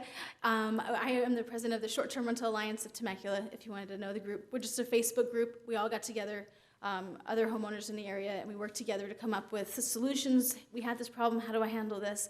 And we all come together collaborative and help one another make sure that we provide the best service for our neighbors, for our guests, and for everyone involved. Congratulations. Thank you. Awesome. So let's see, I already said that. And we're asking, okay, so I'm going to kind of read this a little bit. I've been asked to speak on behalf of the group and respectively asked for a reasonable and fair compromise. The members of the group, local Temecula citizens, have invested a significant amount of precious time and money into our homes. Currently, the city municipal code doesn't specify a limited day for rentals. Many of us have purchased our homes with the full intent to rent our homes as a short-term rental. And as the code's written, and as it's been interpreted by the city, today, all homeowners who rent their homes, long or short, should be affected. The code doesn't state a designated number of days as which homeowners are allowed or not allowed to rent their home. With that being said, the following interpretation of the municipal code, all homeowners renting their home could be considered illegal based on the interpretation of the city representatives. It is clear why the city is looking to define short-term rentals and distinguish the difference between the two. However, when purchasing our homes, the presented short-term rental definition and associated fines were not in place, were not articulated in the municipal code. Go for it, girl.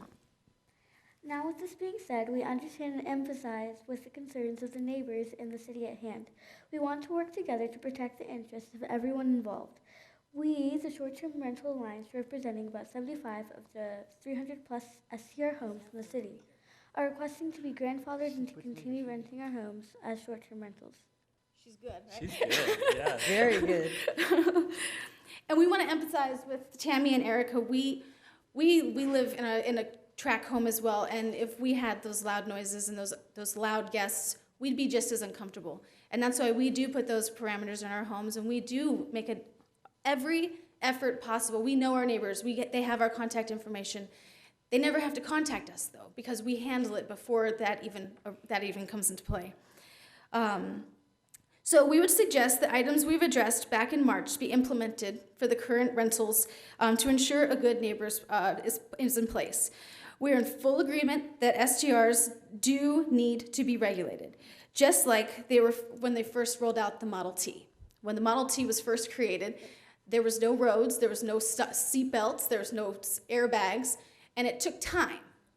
It took time for that to come into place. It actually took 78 years for them to make seat belts mandatory. Now, 78 years, most of us won't be here, but it's not going to. She might be, but in 78 years, we're hoping that our future generation are still putting in corrective policies and measures to keep our people safe. So we're asking to regulate us in a common sense, and we're willing to help. And if they just banned the Model T, we'd all be riding horse and buggy here. And so thank God they didn't. Thank God they put in proper regulation. Thank God we have seatbelts and stop signs and things like that. So regulations that we suggest include the following. You get the first three, and I'll take over. We suggest all current rentals are required to have an active noise monitoring system, active cameras facing the driveway and or parking, limited to 1 additional car parked on the street. Go ahead, keep going. She's good. 3 strike in a year and you're suspended policy, similar to the County of Riverside Ordinance number 927. A letter sent to all dwellings within 100 feet of the home with contact information. We'd also be interested in hiring a local security company to monitor. I contacted them, and they have the capabilities and means to monitor all of the noise monitors, all the cameras coming in, even have a 1-800 number or a local number that any neighbors could call, and that they would go out and handle that. And that would be paid for by the people who are grandfathered in. And each homeowner must prove that when they do request this permit to be grandfathered, that they prove that they have indeed ran a vacation rental. The city of Anaheim, they were mentioning it before, that they did issue a full ban on vacation rentals back in 2016. They allowed 18 months for homeowners to sell their homes and liquidate their assets. In 2017, due to settlement of lawsuit brought in by the short-term rental owners, the city agreed to allow them to continue operating past the initial phase-out date to give them time to recoup. But since then, they have now grandfathered the properties to continue operating indefinitely. Just because they were able to prove that they were doing a good job, they were able to provide this service. It's a different service. We're not in the market to take away from hotels. Some people want hotels, and that's great. Some people want to stay in a home with their families and be able to cook and have that sharing meals on a dinner table. And we want to be able to provide that. Go ahead. In Palm Springs, the City Council implemented something very similar. When adopting a ban on ownership of multiple short-term rentals in 2017, the city grandfathered existing short-term rentals, allowing them to continue to operation until the owner sold the property or gave up the permit. So our suggestion would be, what's that? Oh, we have 58 seconds. She's telling me, hurry, Mom. So our suggestion would be to allow the homeowners who have currently been doing it in a corrective manner. In our group, we currently have about 75 homes that are represented. We can say we have short-term, or we have the monitors in place, we have the cameras, we're doing it the right way. And if we don't, take away the permit. If we are, continue to run it the right way, allow us to do so and to prove it. As they have in other cities, we suggest opening a 30-day window for current STRs to go and apply for the permits here in Temecula. This would allow the active homeowners who are eager to protect their investment while ensuring their neighbors' concern to have the right to do so. We suggest that they would be required to present documentation proving these items that were met and be issued a permit. By doing so, this would allow the local homeowner to safeguard their investment and the city to minimize the growth of additional STRs in the city.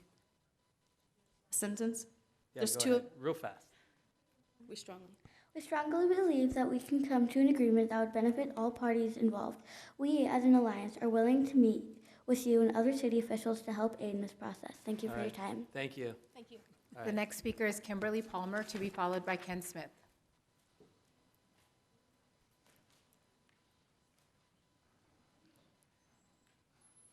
And again, I encourage Ken Smith to come down to the front if you're not in the front. Good evening, Mayor Stewart and distinguished council. I'm short, I gotta adjust that. Not quite that short. First of all, I just want to thank all of you so much for all of your hard work. It's been a tedious process and it's been a necessary process. And so I just want to start by saying thank you. I'm a long-term member of the community, long-term member of the business community here, and I am a proponent of short-term rentals. I'm glad that we're getting the clarification that we need. I see that it was a necessity.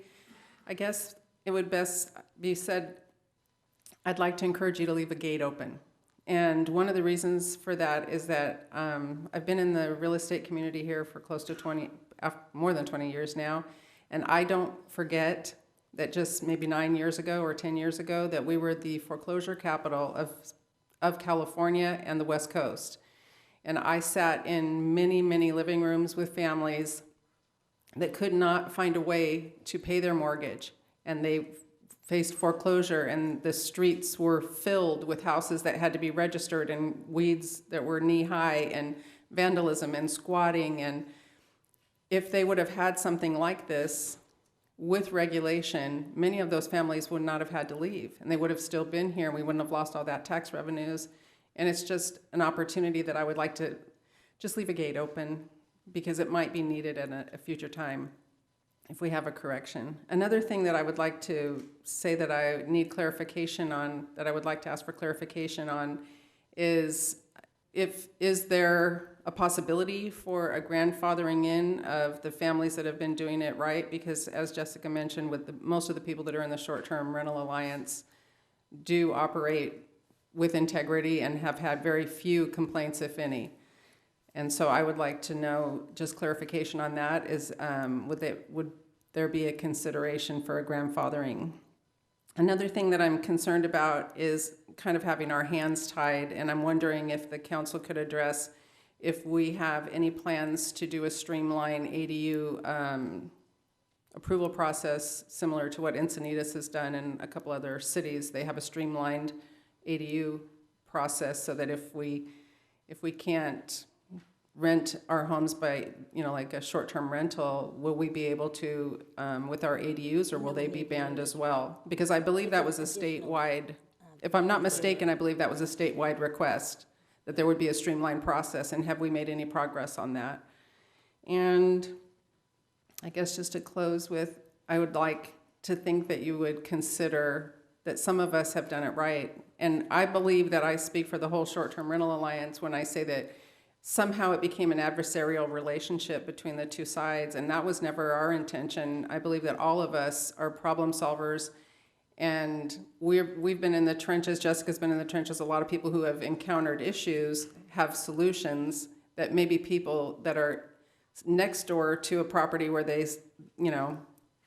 up all night, or in their pool loud, or they're doing inappropriate behaviors, we're probably a really great resource for how to help them to deal with those people, or to deal with that owner that maybe is not out of state or is not present, and just not, the bad apple that nobody wants. We don't want them, and neither do the communities. Thank you for your consideration. Thank you. The next speaker is Ken Smith, to be followed by our final speaker, Lauren Hepp. Evening, my name is Ken Smith. Been in the Valley since '86. I've 5 children raised here with my lovely bride, Tina. We've lived for the last 22 years in Santiago Estates and High Chaparral, right next to Los Hermanitos. And we are for short-term rentals. I didn't realize that they actually had a group of folks that were organized and very concerned about doing a good job. I think that's a credit to this community. It's been that way for a long time, where people come together and are responsible. But clearly some people aren't responsible. I just don't think that a full-on ban is like one shoe fits all, when in this case it's not really that way. There's certain neighborhoods maybe it doesn't fit because the closeness of the neighbors and the danger it can bring to the kids in the streets, etc. But some neighborhoods where it's managed properly and there's no complaints, that there should be an opportunity, because it also enhances why people come here. I know we go on family vacations, and I don't even know when we stayed in a hotel last. We stay at short-term rentals wherever we go, anywhere in the world. And we like that. We all can stay in the same house and enjoy it, and that's what we like. and I believe I'm not sure what the number is, but I think it's around 31 million people come and stay in short-term rentals here in this community now, which is a big number. And if we can manage it correctly, I think there's value for the business folks here, the residents here that are responsible, that need to have this way to generate income. And so I hope that you will consider the exception of whether it's occupied or whether it's managed properly. You'd look at that before you just ban everything. But for some reason, if you come to the conclusion that you are going to ban everything, I really would want you to stop and think about hiring a company to go out and seek to find the folks here in this room that are very organized and trying to do a good job. I would just encourage you not to seek them out as, as full-on criminals, when they're operating responsibly and doing a good job and providing a service, but more focus on the folks who are not. Because those people who live in neighborhoods that have children, they have a right to live in peaceful neighborhoods and have a nice way to raise their children. So I think we're all in agreement there, but again, one shoe doesn't fit all, and hopefully you will find a way not to make it that. And secondly, please don't hire companies to go find these people and then fine these people. I think that would be just a step too far. Thank you. Thank you. The final speaker is Lauren Hepp. Good evening, council members. My name is Lauren Hepp, and this is my family. We were here for the last meeting, and we are not for the ban of short-term rentals. My husband and I bought a home here 10 years ago, and my husband had an injury 5 years ago, and we decided to purchase an additional property in Temecula in order to have additional income to supplement for our household. And I just want to say that I don't believe it's a blanket scenario. Like it's been spoken of, we are very much in tune with our rental. We live 5 minutes away from our rental. And I would say that on our street specifically, we are across from Barron's Shopping Center in a non-HOA community. We show more pride on our street than the rest of the houses on the track. We maintain our property, the outside, the inside. We are in tune with our neighbors. Our neighbors have never had any complaints. Currently, we have somebody that's been staying there for a long-term rental for 30 plus days. Some of the neighbors have never even seen these people, and they have family in the area. I work in Temecula Valley. I refer business all over this town to my renters staying there. We have currently had families. They're there to support their families for weddings. Pretty much mainly that's what we've had. And I just want to say to me, it's not a blanket situation, that homeowners need to be in tune with their homes. And I definitely agree with that. We wouldn't want somebody living next to us that's not managing their property, which also leads me to the fact that we have had a long-term renter at our personal residence for over 2 years. And that homeowner lived in the Midwest, and we had to call the police officers several times for parties, for drug usage, all kinds of things. We contacted the management company, the homeowner, and unfortunately nothing was done in that circumstance.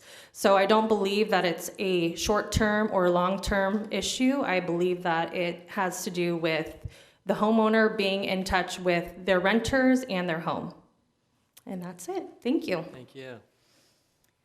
Mr. Mayor, we called a name earlier and that person did not come forward, but that person is here. So we're going to go ahead and call you, Mr. Torricelli, again, if you would like to provide comment.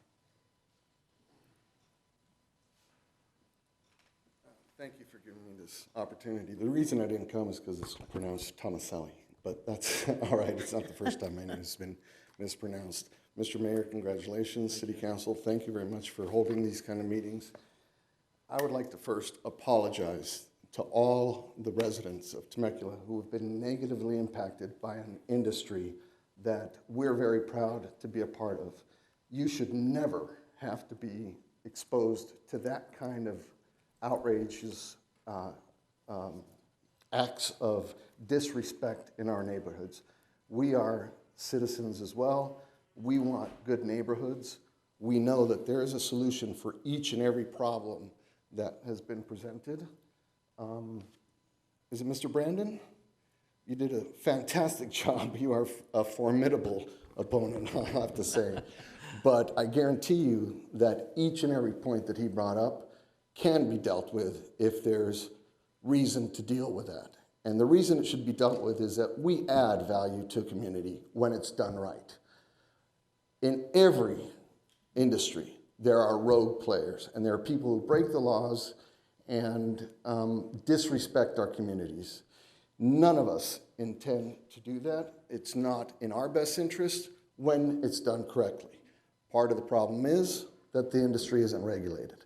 I've heard a lot about it being illegal, and that's absolutely correct. It has not been legalized, but neither has long-term rentals, for example, unless I'm mistaken. Am I? Yeah, they're legal. Yeah. It would not be the first time. But what I want to say is that we shouldn't be adversaries because we're part of the same community and we're trying to add value. We don't want to bring Temecula down. We want you and your grandchildren, Mr. Mayor, to experience our product. It differs from a hotel. It differs from a condo or any other kind of stay. It's sometimes, we've been told, the best experience a family has ever had when it's done correctly. We don't want partiers. We don't want, when we're doing it for the right reasons, we're not trying to encroach on the wedding venue industry. We just want to provide a quality product that should be regulated, that should be allowed, because it adds value to the community. And again, all the neighbors have been affected by this. My heart goes out to you. I cannot imagine being in a situation where you have anxiety over being in your own home. Please accept our apology on behalf of these people that are not doing this correctly. It can be done correctly. We hope you give us that opportunity because Temecula, it's like you can't get the genie back in the bottle. The market is out there. They want rentals. They're expecting them because it is now a mass, it's hundreds of millions of dollars. Expedia didn't buy HomeAway and didn't buy VRBO because it's a nothing business. It is a business that you can't put back in the bottle. Let us be a part of it. Let us add value to the community. Let us be regulated. Let us participate in that regulation. Let our neighbors who have been disrespected by people who weren't operating properly participate, and we can find the solutions to make this a viable, vibrant part of Temecula that everybody can be proud of and nobody needs to be ashamed of. Thank you for your time. Thank you. Mr. Mayor, that is the final speaker. You are welcome to close the public hearing before you begin discussion. Okay, before I close the public hearing, is there anybody else who wants to give their 2 cents? Because we'll still take you. All right, that being said, I'm closing the public hearing. So before we get into council discussion, I want to get a little clarification. So Luke, does our residential code, has it always said no renting a residential home for 30 days or less? No, and it wouldn't because, and I'll ask for a little assistance from the city attorney on this. There's a whole host of law, and I'm no attorney. I can't quote you the sections now, but there's a whole section of law that has to do with renters' rights and has to do with 30 days or more. It wouldn't be something that we would put in our code to say this is or is not allowed. It's allowed by state law. What's allowed by state law? To rent a home for 30 days or more. Right.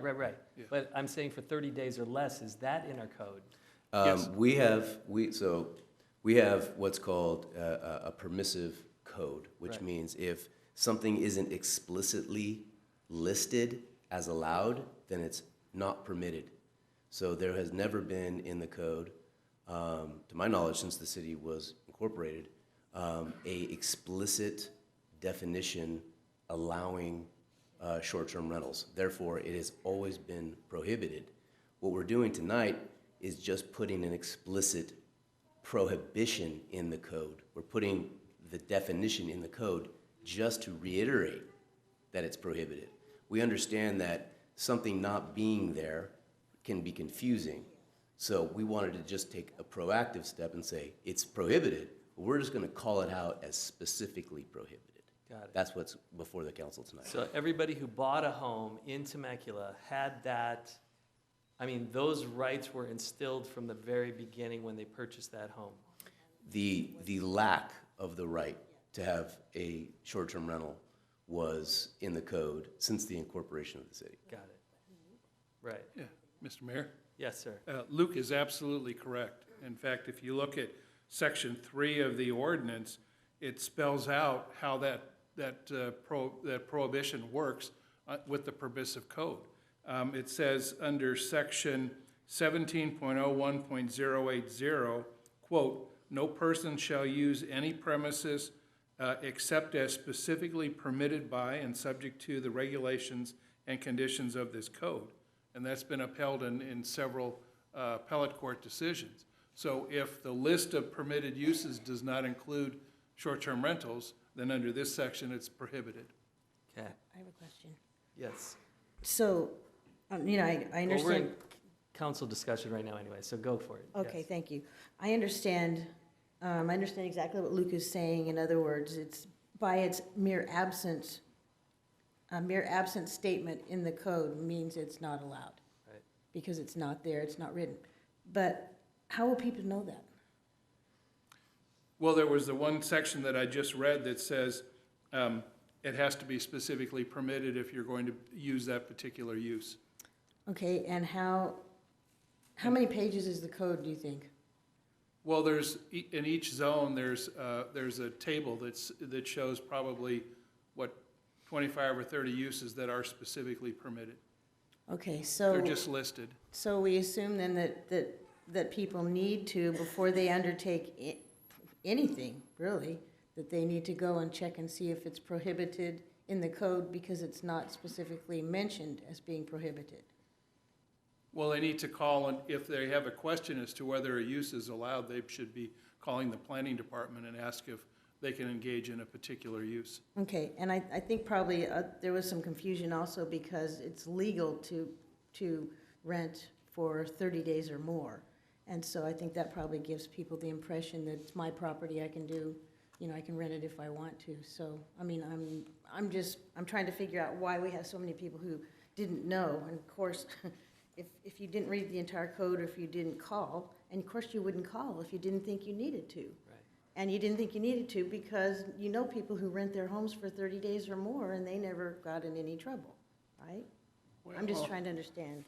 Well, hang on, because, there's plenty of things that aren't listed in the code, like, I can't run a lawnmower repair shop out of my garage. That's not specifically called out in the code, but I know that if I had a business and had clients parking in front of my house on a regular basis and, operating that, I don't have to go to the code and say, well, it's not listed, so therefore it must be allowed. That's not how that works. So I think, it's a bit of a red herring argument at this point to say, also liquor store isn't listed either. There's plenty of things that aren't listed on residential properties that were, But it might be confusing but if you could have a liquor store for 30 days or more. Well, but if you're going to open up a business, in essence, that's what's being done, opening up a business in your home. There are a couple of things that are standard with any sort of application for a business, first of which would just be a $35 business license to the city of Temecula. And if you would have come to the city of Temecula asking for a $35 business license to open up a short-term vacation rental in your home, you would have been told immediately that's not an allowable use. So there were plenty of mechanisms and backstops in place to protect the homeowner for knowing what was allowed and what wasn't. I'm sorry, but we've also given, I think, very significant and long-term constructive notice that starting several years ago when we started this whole discussion, this wasn't an allowable use. And yet we have plenty of property owners, many of whom are very well-respected, upright citizens, coming here to the podium to basically tell us, well, yeah, but we've ignored your laws. And in fact, we've marketed and built and invested in those properties despite you telling us that what we're doing right now is illegal. I struggle a little bit with that because it's putting us in a really awkward position. we gave you notice, several years ago that this was not an allowed activity. And despite that, businesses and, upwards of 300 to 600 of these continued to operate. And not just that, but ignored their own homeowner associations in many respects as well. And our HOAs are reaching out to us saying, we need help because we can't enforce, and our enforcement mechanisms are either time or cost prohibitive for us to be able to implement this. We've heard from, one of those presidents here today. And so I don't want to have us go down this path where we're creating a sympathetic environment to folks who have knowingly violated, our ordinances for, quite some time. I think I was just trying to discover why originally somebody would have felt that they could do it without getting into trouble. And I think it probably has to do with the 30-day. And also, the other thing too is if we haven't aggressively enforced, that, that also causes people to talk and they say, well, the city's not going to enforce it. So I'm not saying it's right. I'm just trying to understand how we could get so many of these and end up here where we are today. All right, Mr. Zhang. All right, thank you, Mr. Mayor. I just have a couple quick items. I think, first of all, Brandon, fantastic job, as always. You did a great job with your presentation, so I appreciate the time and effort that went into that. Very solid. I think you'll all recall at the last meeting, or maybe it was back in March, that I sort of felt like the hosted use was a good use. Not being able to dive into it like the subcommittee, I'll defer to the subcommittee on that one. You guys definitely put in some time and you put in a lot of effort on this. So I can live with that. I am an elected official on SCAG, the Southern California Association of Governments, and for our region. And we just try to tackle the regional housing needs assessment. So what is our housing needs over the next 10 years? And it's a significant number. So when I look at short-term rentals that could easily come back on the market for military families, for veterans, for families that are living here, I think there's some value in that from a housing standpoint, from a housing needs standpoint. And then my biggest issue is quality of life. I mean, that is really at our core what we are here for. And I understand private property rights. I understand it's a sticky situation to some extent that we're having to have this discussion because of some of the things that are going on. But I think at the end of the day, our neighborhoods are for families that live here. And that's just really where I'm at. I have a hard time trying to manage this system and trying to make it something that we can make it so that no one has an issue. Because I don't think at the end of the day, we're going to have zero issues. I think there's still going to be issues that residents are going to have to deal with. Mm-hmm. Well, being on the subcommittee, I also was, I had a soft spot for hosted Airbnbs because being from the Midwest, bed and breakfasts was how you traveled. Mm-hmm. Hotels weren't, like you said, sometimes not an option, so we relied heavily on bed and breakfasts, and I enjoyed that because I enjoyed stopping and talking to the people who lived there. They could tell us where to eat, where the best places to go, where's the best happy hour, so and they provided us with a whole lot of entertainment ideas too, which I could still see that being a possibility in Temecula. But our biggest problem is public safety is our number one priority. That's our number one charge as city councilmen. So we have to protect our citizens over and above anything else. And that includes making a dollar. And so we have to always keep in mind what our citizens have to endure and put up with. And I think that's what's got us to this point right now. I mean, I think the reason why the city hasn't enforced because there wasn't a whole lot of issues that came from it, especially when it was first starting, and there's 40, then there's 50, then there's 100, so the issues started piling up, and that's why enforcement now has become a real issue, is we have to deal with this now.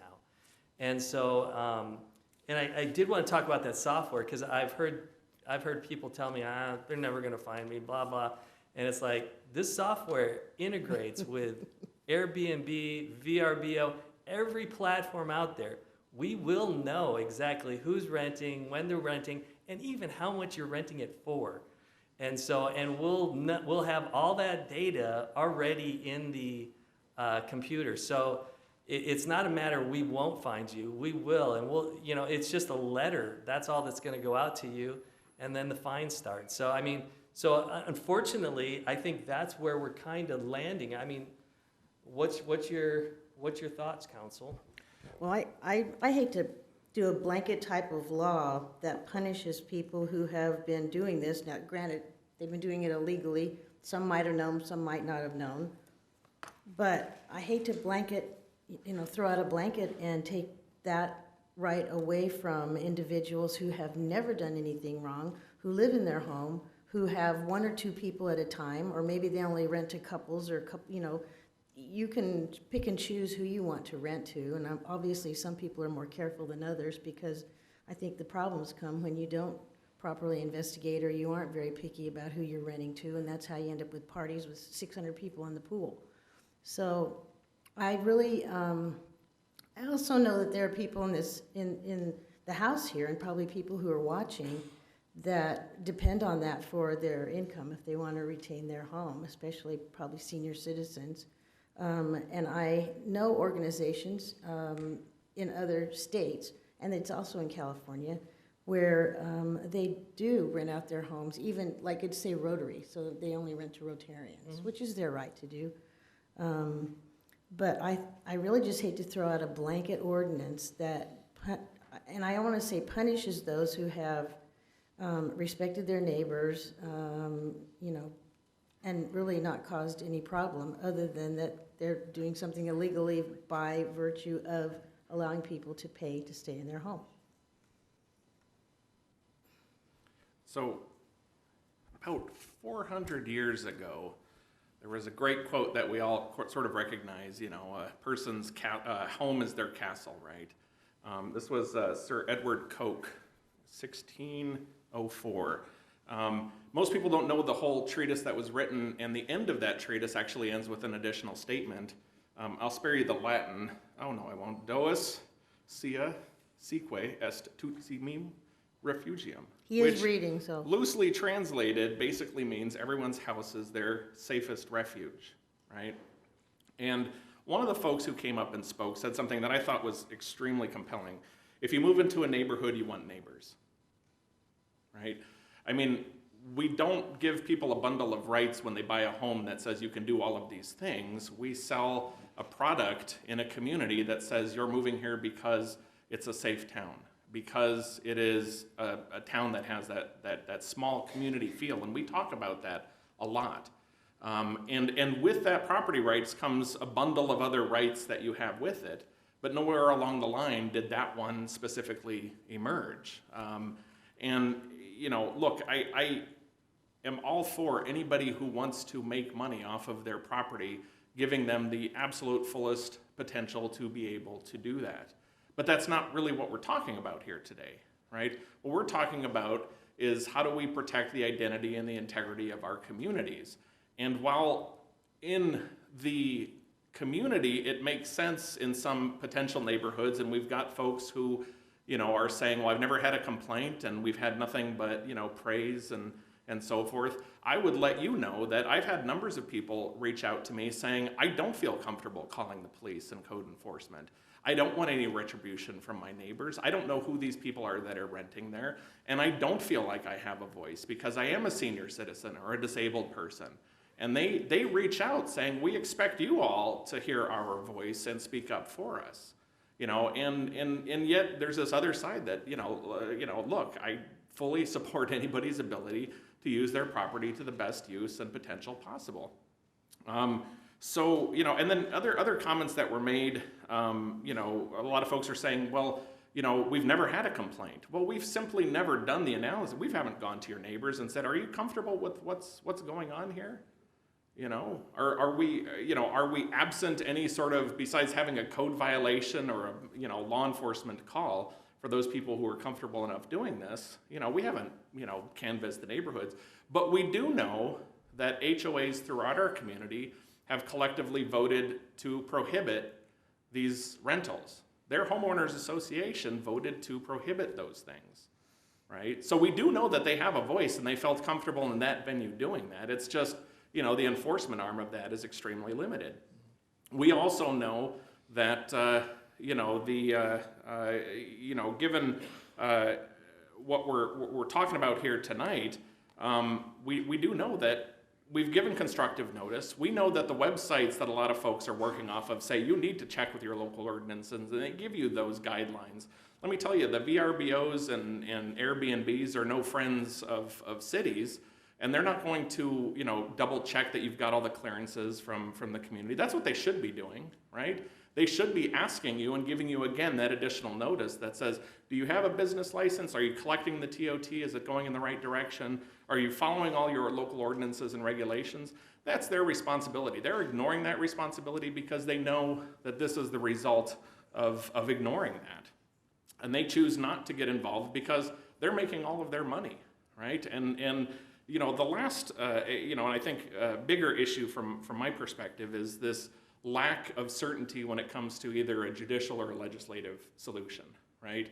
I would love to have seen us be able to go through this process and say, you know, we're going to do a pilot program.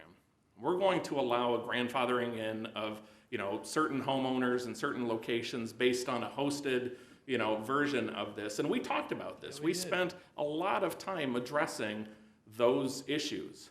And unfortunately, the courts have done cities no favors. You know, and, you know, just, I mean, you guys were at the League of City, you know, meetings. This is something that every community in the state of California, not just California, but nationally, they're struggling with right now. Some folks have gone very far in allowing, you know, their community to do whatever they want to, and they've had success and they don't have issues. Others have been very restrictive and gone the other direction. But every one of these communities and cities that I've talked to is struggling because they do not have the perfect answer, right? And so we rely on, you know, sort of these other solutions, and we think we're going to maintain local control when in fact we lose that if we do grandfathering or if we do pilot programs. Once we permit that, you know, bundle of rights to go out to these property owners, reeling that back is extremely difficult. And so, you know, I guess I'll skip the other 6 pages here, but I guess, you know, at the end of the day, I still think we're not landing on the perfect solution, and I'll say that right now. I know we aren't, because this is going to evolve and change very rapidly, and there's pending legislation, there's all sorts of issues that are going to change, you know, especially over the next year in the current session. And so what I would recommend that we do is at least if we contemplate this ordinance and approval of this ordinance tonight, I'd like to see us have a term to it, right? Where we revisit this in, you know, 6, 8, 12 months, whatever the term is that we, you know, can agree on, because things are going to change and evolve, right? I think the ride-sharing, you know, issue was brought up by a number of speakers, and you know, look, the legislature has spoken on how they view ride-sharing and, you know, independent contractors and all of that. And so what we thought, you know, Uber or Lyft were going to be is not where they are today, by far.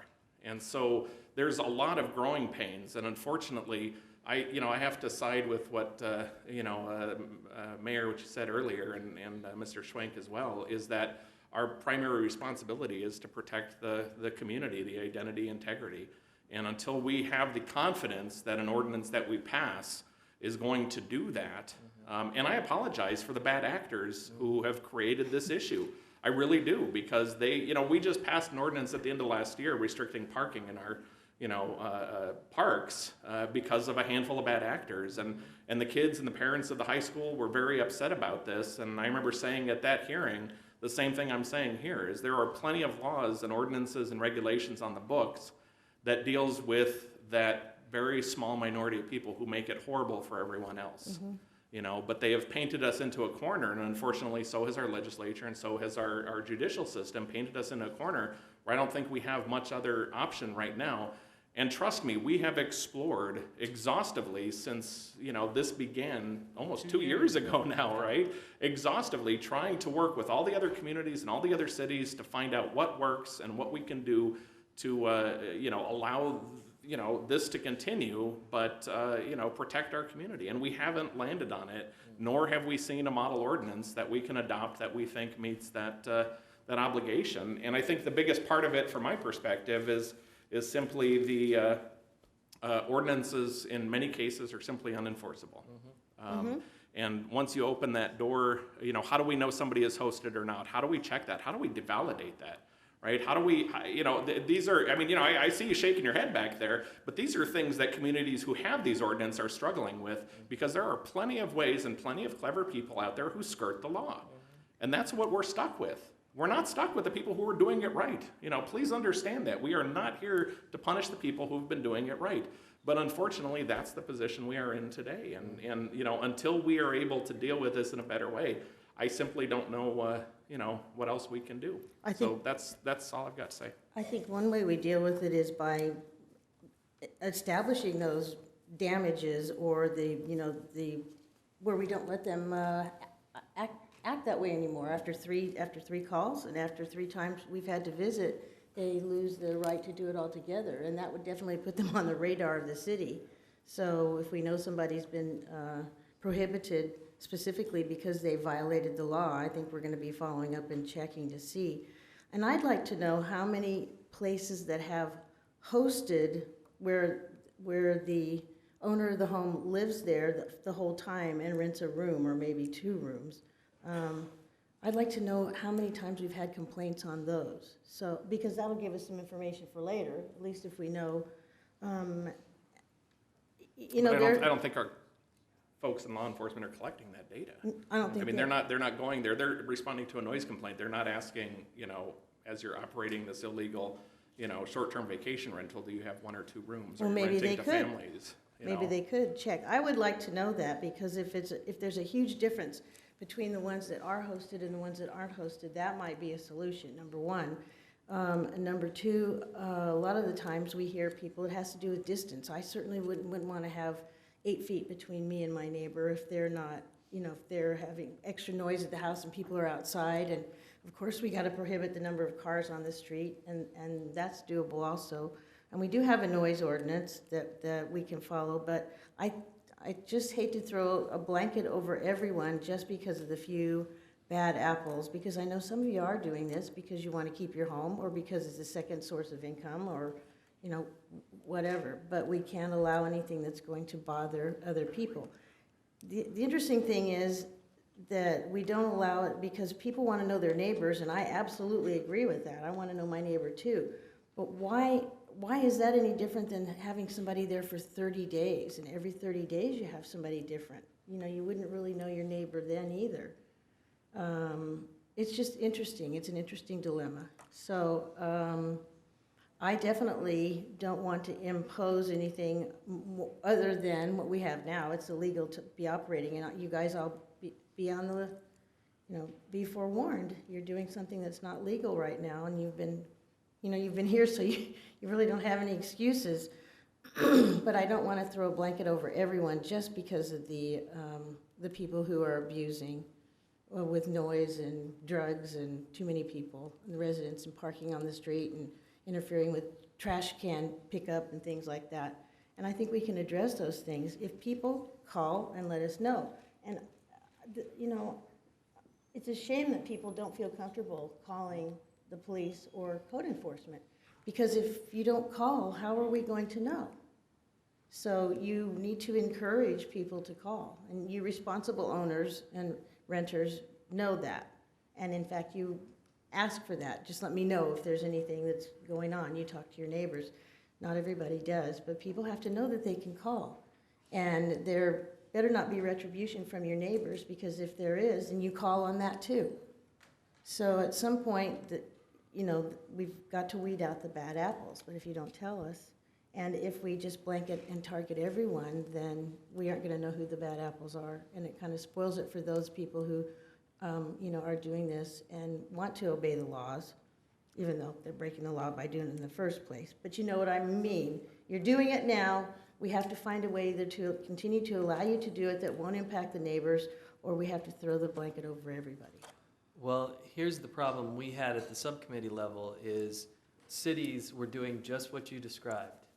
And they were having to come back and change it, and come back and change it again. And the cost to the city to manage these Airbnbs far outweighed any kind of benefit to the city. So now you're putting the public's funds up against revenues to somebody who doesn't pay any taxes. And yeah, I understand you get a permit and stuff like that, but that will not pay for enforcement. Well, then charge them a tax. Huh? Charge them a tax. Yeah, well, unfortunately, that... Yeah, so that's actually not something we can do.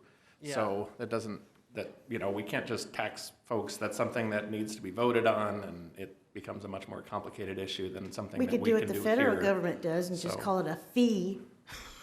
Still qualifies as the same. I'd like to recommend that we move the item for approval with the caveat that we bring this back in 12 months Just- for a review. One point of clarification, the staff recommendation already includes bringing this back to the subcommittee in 12 months, just to reevaluate, how the enforcement effort's going.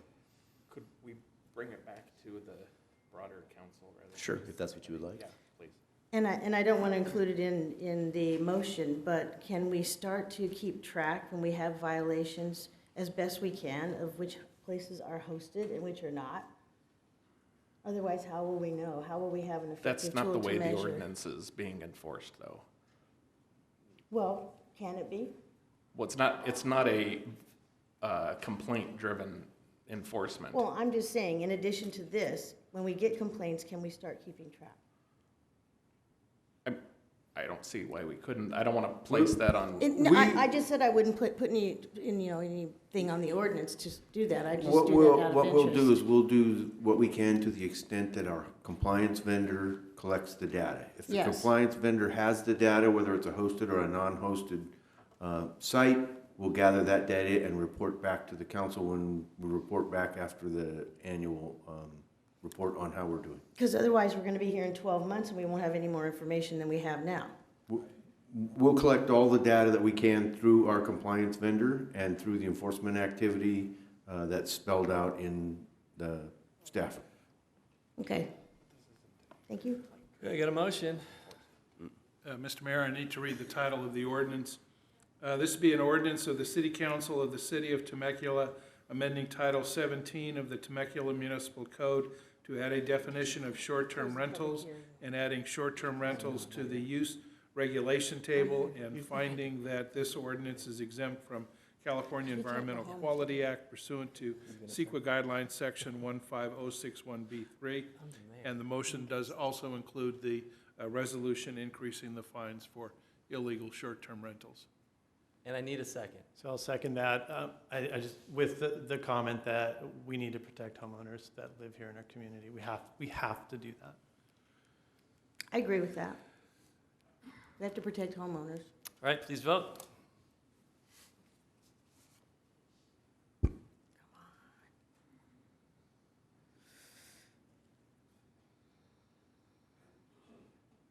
Okay. Marianne, are you aye? Yes, it's not moving. Yes, knowing we're coming back in 12 months, yes.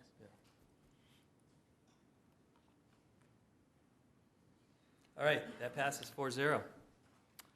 Please call in, there we go. He's ready.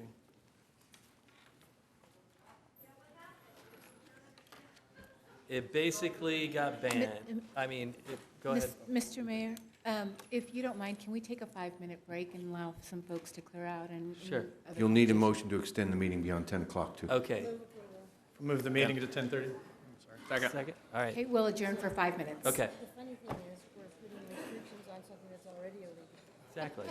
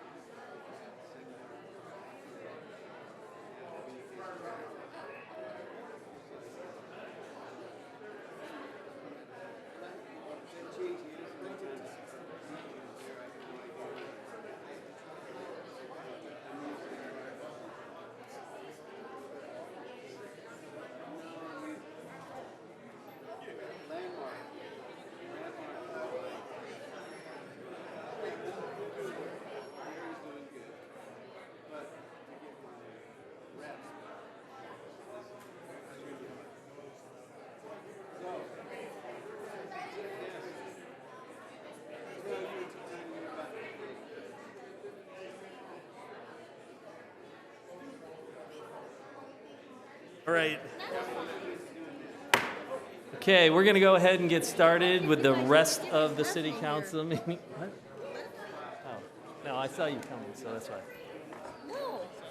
Oh, yeah. You have to be sitting here with all those people.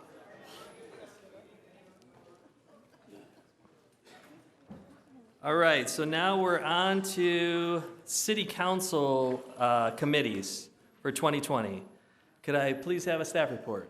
Yes, Mr. Mayor, very briefly, the City Council annually appoints members of its legislative body to serve as liaisons to city commissions, external organizations, standing committees, and ad hoc subcommittees. Each year, the City Council committee assignment list is reviewed and revised for the upcoming calendar year. The council members appointed tonight will serve through December 31st, 2020. City staff will also update the Form 806 as required by the FUPC and posted online. It is now recommended that the City Council review the proposed changes line item by line item and provide staff direction as they deem appropriate. We have no speakers on this item. All right, so do we have? I do. Okay, so let's get started. Anybody have any questions about staff first? Staff report, anybody? I don't have any questions. Okay. All right, so let's go down the list then.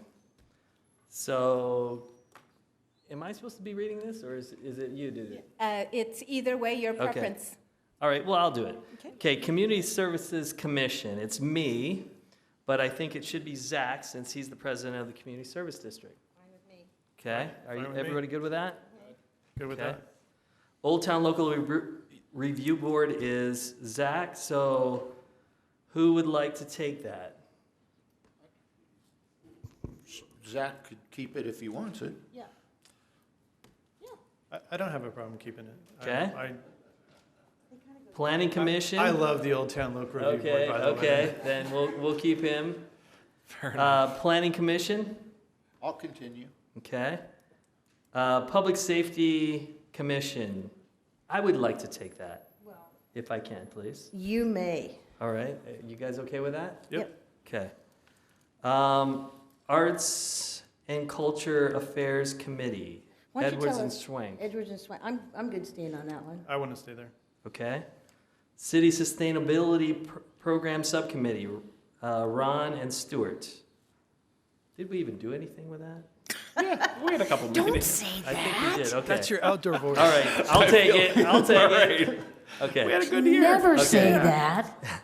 E-Government and Temecula Outreach Subcommittee, Edwards and Stewart. Let me just make something clear. you want We to do share not this. get paid for these No, positions. this So is just, strictly- in some cities, they probably get a ding every time they do one of these meetings. We do not. We don't This get is part of money the for big this. money we already Yes, need. right. Yeah. So. So are we good with staying on that? Which one was it? Stewart and Swank, Stewart and Edwards, E-Government Oh, yeah. and Yeah. Temecula Outreach Subcommittee. Yeah, we Okay. were really busy on that one. All right. Economic Development Subcommittee, again, Edwards and Stewart. Yeah, I liked it. Yeah, I do too. Old Town Steering Subcommittee, Well- Nagar and Schwank. I'm good. You good? Yeah. I'm good. Okay. Finance Committee, Edwards and Stewart. Yep. Yep. Infrastructure Beautification Subcommittee, Edwards and Stewart. Yes, we've got we've got the decorative Right. off-ramps coming up. That's Yep, gonna be yep. fun. Joint City, and if any of you council members want something, make sure you interject. Yep. Joint City Council, TVUSD, Ron and Stewart. I would- create that? Yeah, this is the new. Oh, it's been That's the around. new one. No, so this is actually an existing subcommittee. Oh, wow. You will see below, under the liaison, we are proposing eliminating TVUSD District Liaison Stewart, because it's redundant, Yeah. and this particular subcommittee exists. Okay, so that's gonna sort of fill more of that role then. Is that the, This will okay. be the elected role. I'd love to sit on that if I can. Okay, I'd like to stay on that. okay, so you take my spot. Thank you. Now, wait a Okay. minute, is that a TVUSD assignment? Yes. I don't know, Zach, if you, I spoke can with you? Peter. Oh, Got okay. it cleared. That's the reason I didn't, okay. Okay, Military Subcommittee, Ron and Schwank. I want to stay on that. You please. good? Yeah, me too. Okay. Move I-15 through Temecula Valley Subcommittee. We're Nagar good. and Ron, good? Yeah. Okay. Marietta Temecula Subcommittee, Edwards good. Nagar, Yep, okay. Parks, Recreation, Community Service Subcommittee, Schwank and Stewart, Yes, I want to stay. we're good. Public Works Subcommittee, Edwards and Stewart. Yep. Yeah, I'm good. Southwest Cities Coalition Subcommittee, Edwards and Ron. Yes. I'm good jumping off that one. Okay. Animal Shelter Liaison. No, I mean, Wait, no, so- jumping off. jumping so off. Oh, off. Okay. Who wants to go on Southwest, does someone else want the Southwest? Is that even meeting anymore? Who knows? No, don't but know. I thought with your I'm just trying to I-15, with your minimize my I-15 collateral subcommittee, damage. I thought Yeah, maybe it would be Southwest relevant. You never know when something might come up. Do I get to spend time with you? Oh, absolutely. Okay, I'll take it. Okay. All right, so Animal Shelter Liaison, JPA representative is me, which is ironic because I don't own pets. Oh, wow. Well, that's So why you're that- on it. how You're funny totally is that, objective. right? Interesting. Uh-huh. I could stay on it because it's very active. Mr. Mayor, just really quickly, we wanted to confirm that the council was comfortable eliminating the regional cancer Oh. treatment. Yes. Yes. Okay. Yes. Yeah. Okay, League of California Cities voting delegate, Ron, alternate Stewart. You still good? Yes. Okay. National League of Cities voting delegate, Ron. You can remove me. Okay. Typically, that's the mayor and the mayor pro tem. Okay, Mm-hmm. so I'll do it. Even that and the league as well, but But Yeah, Matt's we active in stopped the league. getting around that, but it would be good because I think we're talking to our legislative director about getting more active on the national side this year. So if you want to be the alternate, maybe we could both Sure. tag team. We used to Okay. be active, Because really active because on then it could be national. both you and I on the Yeah. Okay, California and national. yeah, that sounds good. Okay. Okay. Pachanga Tribal Council Representative, Nagar. I'm good. Rancho California Water District Liaison, Stewart and Schwank. Are you Yeah. good to be an alternate? Yeah, I'm Yeah. fine. Okay. Southwest Riverside County Energy Authority, JPA, Edwards Schwank. Mm-hmm. Yes. Okay, Temecula Sister City Liaison, Stewart. I like it. So RCA Representative, Stewart, alternate, Edwards. Can we flip- Edwards, can we flip it. that? Yeah, we're gonna flip it. So Edwards is gonna take the primary and I'll be the I'm alternate. back to RCA, I think it's 11 years, 12 years. Yeah. Riverside County Habitat Conservatory Agency Board, me with you as an alternate. Are you still good as being an Yeah, alternate? except that those are sort of, they're sort of linked, but, you know, Kinda not. yeah. I mean, You can stay. one's if you- K-Rat, If yeah. you want, yeah. Yeah, yeah. Riverside County Transportation Commission. I'm good. Okay, Nagar, alternate Edwards, are you still good? Yeah. Riverside Transit Agency Representative, Now, Schwank? now, Zach, I'm good. I did this one Okay. for so long, and there were 2 projects that we were working on when I was there. Would you mind me going back to RTA for a while? Well, you just I got on he loves SCAG and Yeah, I really, Yeah. really want to stay there because I feel like I've been there a year. I'm trying to build relationships. It's a good one, huh? Getting on SCAG is that synergy, so I'd really like to stay. Okay, who's your alternate? I think Me. Is it You you? wanna be Okay. the alternate? Sure. And I was just elected to our T-Now chapter chair, so I'm Oh. going to get those meetings anyway. Were you really? Yeah, well, everyone else stepped back and I was standing there, so. Okay, WRCOG, Executive Committee and Zone, huh? Okay, it's Stewart with alternate Swank, and I'm good with that. Yeah, I'll stay your alternate. Okay. Okay, ad hocs. Altair Property Ad Hoc Subcommittee, Nagar, Ron? We're Yep. good. Still good? Cannabis is gone. Community Services Funding Ad Hoc Committee, Edwards and Stewart? Yep. I'm good.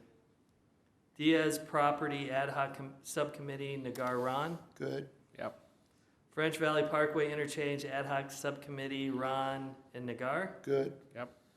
General Plan Update Ad Hoc Committee, Edwards, Ron? Mm-hmm. Higher Education Ad Hoc Committee, Nagar, Ron? Good. Good. Hospital Ad Hoc Committee, Nagar, Ron? I'm good. Do we still need that? Staff? Yes. We do? Mr. Mayor, for the description, it actually says the subcommittee will exist through the implementation of the development plan. Okay. Oh, so they've got, yeah. Okay. They have a way to go. Sounds good. Human Services Ad Hoc Committee, Edwards, Stewart? Mm-hmm. Yeah. Infill Land Use and Project Review Ad Hoc Subcommittee, Nagar, Ron? Good. Good. Luxury Car Dealership Ad Hoc Committee, Subcommittee. And they don't give out samples either. Edwards and Ron, no. They do not. You good, Edwards and Ron? Sure. Okay. Margarita Recreation Center Ad Hoc Subcommittee. I'd like to That's serve an on this open one. Okay. I would as well. Okay. Are everybody good with that? No, that makes sense because it's community service. Yeah. Okay, so put down Nagar and Schwank. Marietta Creek Project Ad Hoc Subcommittee, Ron Schwank. Good. I'm good. Okay. Yeah. Old Town Civic Center Ad Hoc Committee, Nagar Schwank. Good. Good. Promenade in Temecula Ad Hoc Subcommittee, Edward Schwank. Well, it's the mall, duh. Good. Right. Good. Public Safety Ad Hoc Subcommittee, Edward Ron, and I want to take that one. Yeah, I'd like to Edwards? stay on that one. Yeah, because you're traffic and Yes. safety. Yeah. Okay, so put Stewart down for that one. Ropaw Ranch, AKA Summers Bend Ad Hoc Committee, Edward Stewart. Okay. Good? Mm-hmm. Service Level Assessment Ad Hoc Subcommittee, Ron Schwank. I'm good. Yeah, that goes with Ron? community Service service. level That goes with community assessments service ad hoc too. subcommittee. I don't even remember what that one does. Isn't that Service level? is it for all the landscaping stuff?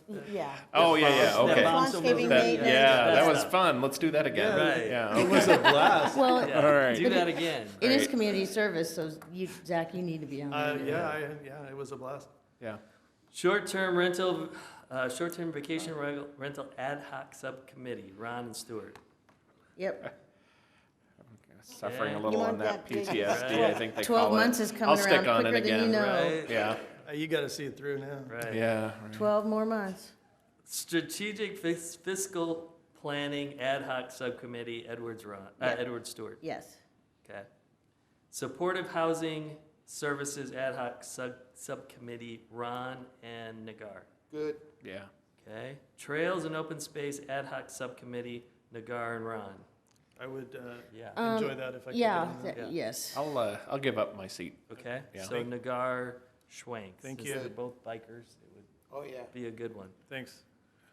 TVE2, Small Business Incubator Ad Hoc Subcommittee, Ron Stewart. We're Yep, good? Yep. Uptown Temecula Ad Hoc Subcommittee, Nagar Ron, I'm good. I see a Good. pattern here. right? Keep going. Wall of Honor Ad Hoc Subcommittee, Edwards Nagar. Mm-hmm. Good. Good. Winchester Hills Ad Hoc Subcommittee, Nagar Ron. I'm good. Good. Okay. All right, Good job. so that's all of them, right? See, that was Yes. good. Mr. Mayor, if we can have a motion? Move Okay. approval. Second. Okay, it's been moved and seconded. Please vote.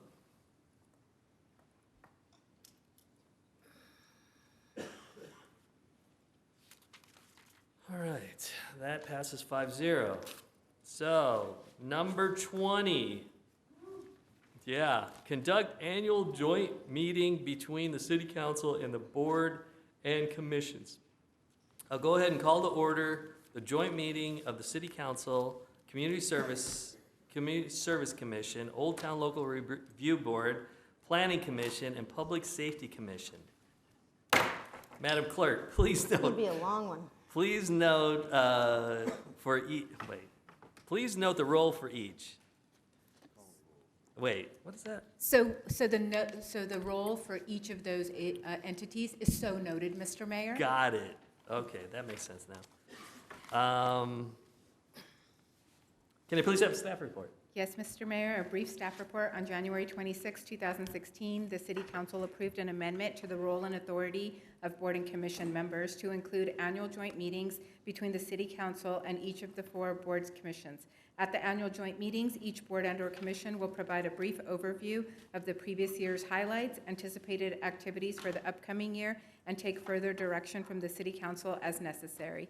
It is now recommended that you individually conduct each annual joint meeting. All right, so unless my colleagues have any questions of staff, we'll go ahead and start receiving the annual reports. And first hear from the Community Service Commission. Come up, boys. Give it to us. Gotta be honest, we had more energy a couple hours ago. Right. So did we.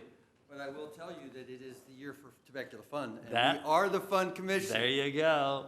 So, I think traffic was fun.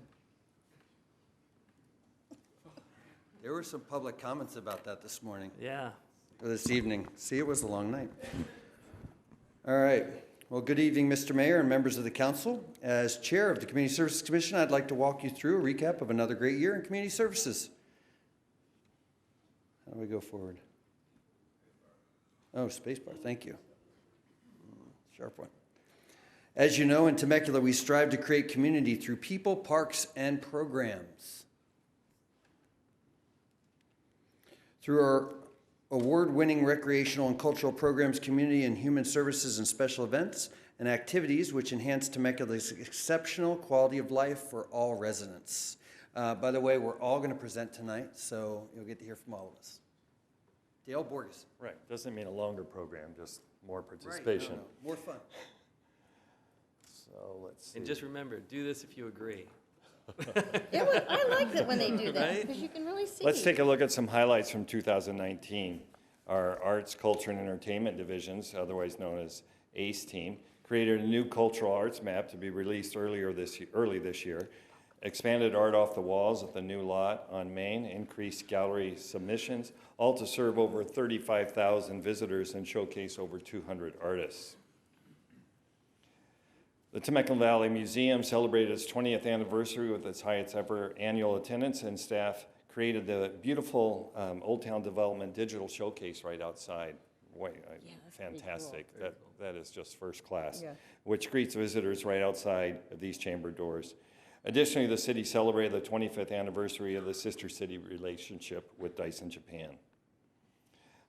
The theater in Merck hosted over 360 performances. Did I get the right one? Okay, thank you. And that one fact, I was just like, oh my gosh, how can you do that? How can you do 360 performances with all the logistics that are required to conduct even one? And I don't pretend to know all that goes on. I just know there's a lot. That's showbiz. Yeah. Attended by nearly 60,000 patrons. The community relations team produced 9 episodes of Around and About Temecula, plus 28 shorter segments, all helping, and those people, some of them are here tonight, all helping to spread the word about what we offer. Additionally, the community services and Temecula Elementary School staff collaborated, which is an excellent thing to see, the collaboration with school district, to launch a very successful pilot program to benefit kids in TVUSD's Summer Academy. Thank you.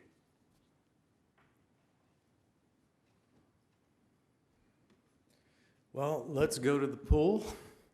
And for aquatics, they were very, very busy throughout the summer with lessons, public and lap swim, of which I diligently paid my $1 to go swim laps early in the morning for many years. But best of all, through a partnership with First 5 Riverside, we were able to offer swim lessons to 43 children from low-income families. The CRC and Ronald Reagan Sports Park were just as busy with visitors to the Teen Zone, a revamped and sold-out day camp program, over 200 participants in the annual Fit Fun Color Run, and the very exciting opening of the Pump Track, which you may have seen the very famous Pump You Up public address announcement. I do want to just take a second right here and thank you again, as Rick did earlier, on behalf of the bike community. And just to let you know that, again, with this quality facility, you've made quite a statement about your dedication to quality of life. And this is it's just going to be something very, very special, and it's just the beginning to get this town, or this city, to where you want it to be for quality of life. So it's very exciting.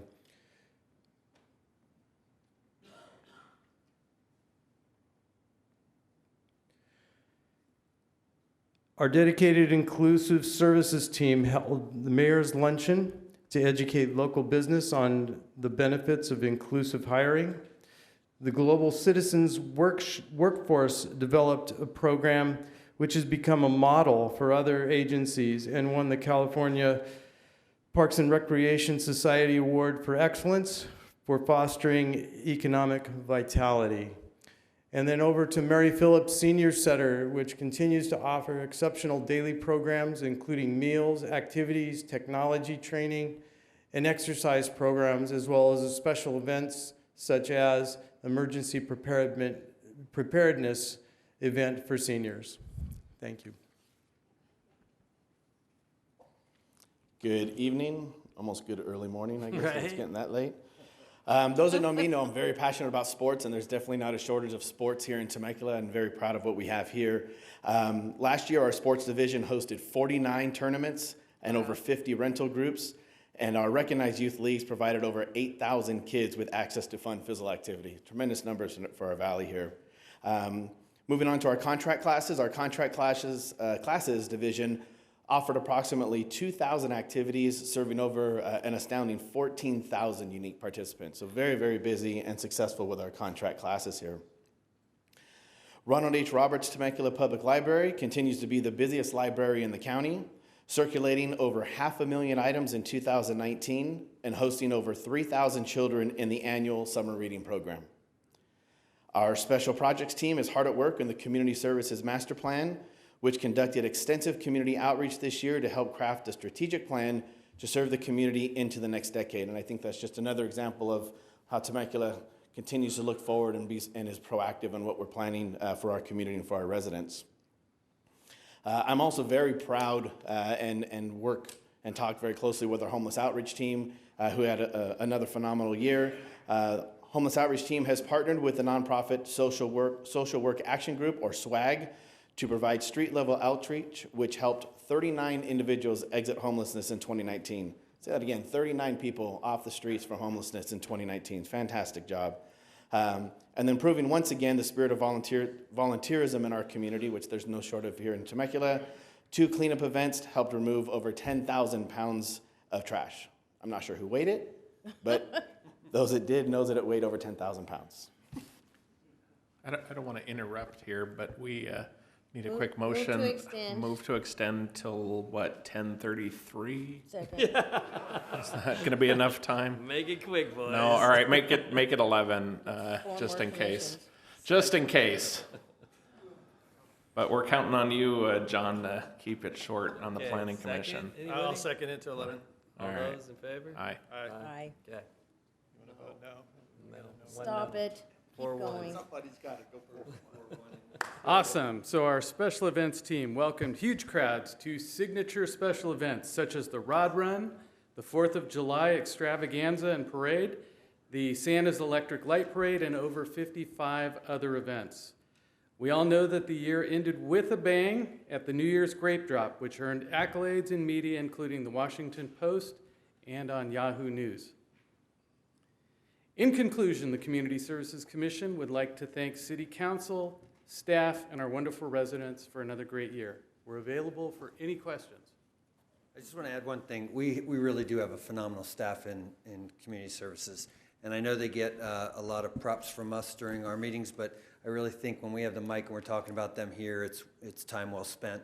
Sorry for the late hour, but they deserve all the accolades because they do a fantastic job to serve our citizens. Hear, hear. Good job. All right. Well, thank you, guys. No questions? No questions. You're doing a great job. All right, on to the next. Who do we got next, Madam City Clerk? Mr. Mayor, I believe we next have Old Town Local Review Board, followed by Planning Commission. Okay.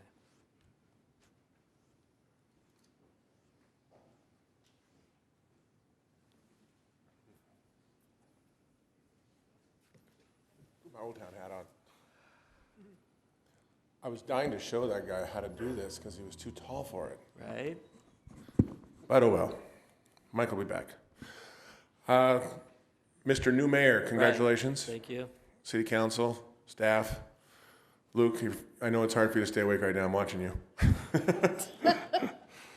The Old Town Local Review Board consists of our chairperson, who I'm speaking for, Albert Blair, Annette Brown to my left, and Ross Jackson to my right, as well as Peg Moore and myself. I'm pretty sure Peg Moore, as she was leaving, said, in my day, we made them in by 9 o'clock. That's the way it was. Yep. So I'm sure she had a nice goodbye for you. They had some long meetings. The purpose of the Old Town Local Review Board and our responsibility, we have a specific responsibility for serving as an advisory resource to all departments within the city in matters of pertaining to the historic significance and related to architectural themes in Old Town and the city. We review projects for consistency with the Old Town specific plan, also charged with encouraging public understanding and appreciation for the unique architecture, environmental and cultural heritage of the district, as well as the increasing understanding of the long-term plan for a completely built-out district, including style of architecture. In 2019, we had a few projects that we dealt with. We reviewed and recommended approval of a modification application proposing revisions to the approved mural at the rear elevation of the fourth and front building located at the northeast corner of Old Town Front Street and 4th Street. I'm sure you've all seen that. It came out beautifully. We also recommended a modification to allow an existing restaurant to install a shade structure and complete exterior stairway and fencing revisions at the Bailey's location here on the corner down the street. Next up, a modification to add approximately 500 square feet after the exterior elevations and update for the site for ADA access at what is known as the Rincon Building on Main Street and Front Street, where the Rosa's Cantina place is, and more. During 2019, the board received a presentation from the planning department and made recommendations on an update to the 2010 Old Town Parking Management Plan. During 2019, the board also received presentations from the Public Works Department on a new standard for city-owned trash receptacles throughout Old Town, an update on the Old Town Boardwalk Enhancement Project, an update on the Marietta Creek Improvement Project, as well as an update on the painting of the wood street light poles throughout Old Town. In conclusion, we wish to inform the City Council that the following. The Old Town Local Review Board members take our responsibility seriously and have an overall goal of assisting and advising our Planning Commission and City Council in a way that enhances the look and use of the overall experience of Old Town for our local residents, as well as the growing tourism industry that has become a vital part of our community. Because of our involvement, we believe Old Town is continuing on a path of being the nucleus of our city, as well as the finest walking playground for all visitors to the district. To my predecessor over there, Eric, I know we're not as fun, but we do have a great time on what we do. And we appreciate all of you, and we certainly appreciate Luke and the work he does, and Stuart and the rest of the staff for the departments we work with. So with that, we're here to answer any questions. Any questions? Good job. Good job. Thank you. Thanks. All right. And I was supposed to thank you for the lovely gift baskets that we received when we got here. Thank you very much. I prepared them myself, so don't worry. Yeah. Planning, right? Planning Commission, please.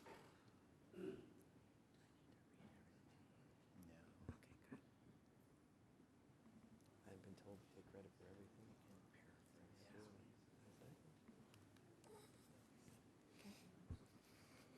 We're almost there. Hi. Hi. We're not the fun commission. No. But we have fun. Yeah. See my two cohorts here, how much fun they're They having. look lively over there. Party! You better tone it down a little bit, you guys. Yeah, I keep 4 feet Lots on of the fun floor. going on. All right. Anyway, I am not going to read through everything. I know you're sad about that. But first of all, I do want to say we have an amazing staff headed by Luke and all of the planners and everybody that we are able to work with. And I know for me, I appreciate that. I try to read and study through everything, and they answer my questions for me before the meeting so that we're as prepared as we can be. So I really, truly appreciate them. And we do a lot on Planning Commission. So fun. Show us. All right. So this just happened. We had a special meeting on December 30th. How many of you were meeting on December 30th? I was, actually. Yeah, anyway, just want to say, so we were able to approve Lexus here in Temecula, which is awesome for our city. And next we have, this is on Royapa Ranch. We approved a clubhouse and multi-purpose barn and different amenities for them at Royapa Ranch. And that's going to be, actually it looks pretty cool too. Yeah. So that's going to be an amazing thing for them. Next is also for Royapa, the first one is also for Royapa Park and Ride there with a trailhead facility for them. And the second thing is our modification for Rosa's Cantina. And I think Old Town Review Plan already mentioned that. And development plan, multifamily on Pujol Street, which looks pretty awesome. I've lived here a long time, and I can tell you Pujol Street is far improved from when I first moved here. Next, we have a preschool building on Paba Road that has been modified, and it's been great for that church there. Uptown Temecula specific plan, we did some amendments for the street lighting, and I personally love the lights that we have. That we're kind of excited about that. And all the landscaping is going to be really cool in Uptown. It's going to be fun to see how that, I like that. improves over Way the to years. incorporate. Yeah. Good job. And my name is Lene Turley Trejo. No, it's so hard to say for me, right? I got it right. It's okay. Trejo. It's all right. It's a little hard. Yeah. And this is going to be such an improvement to. Does anybody here work at Kmart? Anyway, right? This is going to be so amazing to have this instead of Kmart. Did I say that out loud? Okay. Next, we have Pat and Oscar's doing a big modification there, so we'll look forward to see what that ends up looking like. And we had a few concerns on it, and we decided that it's going to be a good thing, and right there in the middle of our city. Promenade Mall, we're going to expand the transit lane area there. And 2020, I am the chair for 2020. Yay! So Luke has told me that this is going to be an exciting year, and we may have some meetings like we did tonight. So I'm excited for that. So anyway, these are the things that we have to look forward to coming up, summer spend especially. Hasn't she been chair before?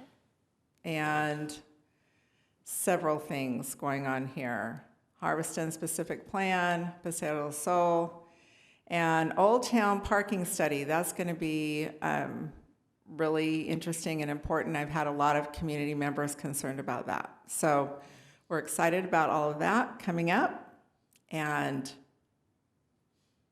I think that's it. Awesome, thank you. Okay, thank you very much. Lene, you've been chairman. Lene, you've been chairman before, haven't you? Right when I was put Yeah. in. Yeah, that's right. Yeah. All Trial right, by so let's fire. move on to Public Traffic Safety Commission.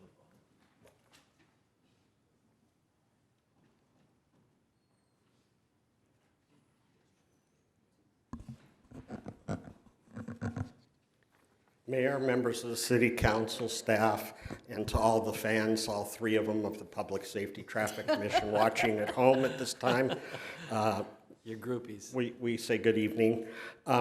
Prior to giving our slide presentation, I just want to acknowledge that the retirement of Maria Hilton, who was just a superb staff member that worked with our commission in Public Works, and she kept us well informed. She kept the documentation flowing, and anything we requested that we needed as backup, it was always there. And then also, tonight was supposed to be the scheduled retirement of Jerry Gonzalez, but he graciously agreed, told by Pat, to extend his time till mid-February so that his replacement could be trained and fully up to speed. He's going to be, and he's going to be greatly missed. So we just wanted to acknowledge their service, and of course all staff in the Public Works we work with. So Commissioner Carter, are you going to be handling the? Yeah, and we'll explain why he's handling it in 1 second, but let's go to the slide. Okay, there we go. The Public Traffic Safety Commission is charged with the responsibility for dealing with a variety of issues that are related to the city's core values. Those core values related to our commission include transportation mobility and connectivity, a safe and prepared community, a sustainable city, accountable and responsive city government, healthy and livable city. And working towards those goals are our fellow commissioners. To my left is our vice chair and known lovingly amongst our commissioners by the nickname TV star, Mr. Skip Carter. Bob Hagel sends his regrets. He had a previously scheduled medical procedure, and so he sends his regards. He's one of those three I'm anticipating watching right now, depending on his medication. J.R. Richardson plays center on our commission basketball team. And Ivan Moses, just to show his dedication, it's the reason that Commissioner Carter's handling the computer. He's very ill with the flu, but he stayed here tonight through all this to give the presentation, and that just shows the dedication of all the members of this commission. Traffic calming is one of the programs we do, and as you heard with comments from Harveston and stuff tonight, it's very important to the city, pedestrian, bike safety, etc. So the purpose of the program is to promote community involvement by proactively addressing traffic improvements to maintain a safe and friendly environment. Shown on this slide and the next slide are examples of traffic calming features that have been implemented. They include V-Calm signs, enhanced striping at golf cart and equestrian crossings, and road diets. Next slide, please.